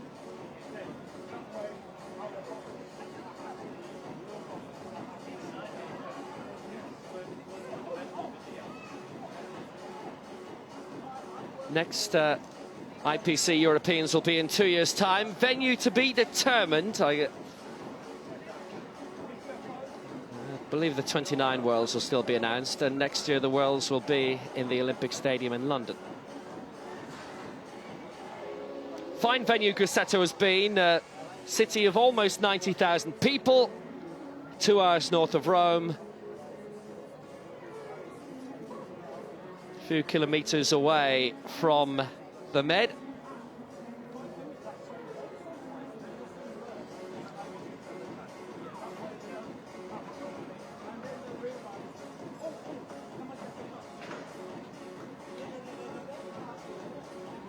Been very happy with the crowds here, though.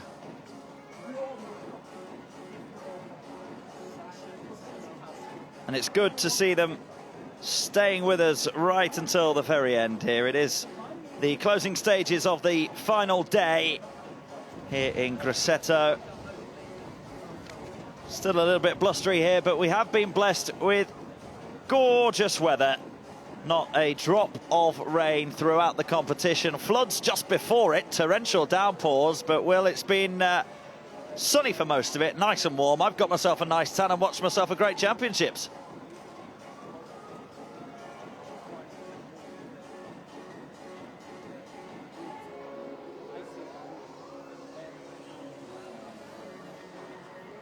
Excellent championships, hasn't it been? I will Downing.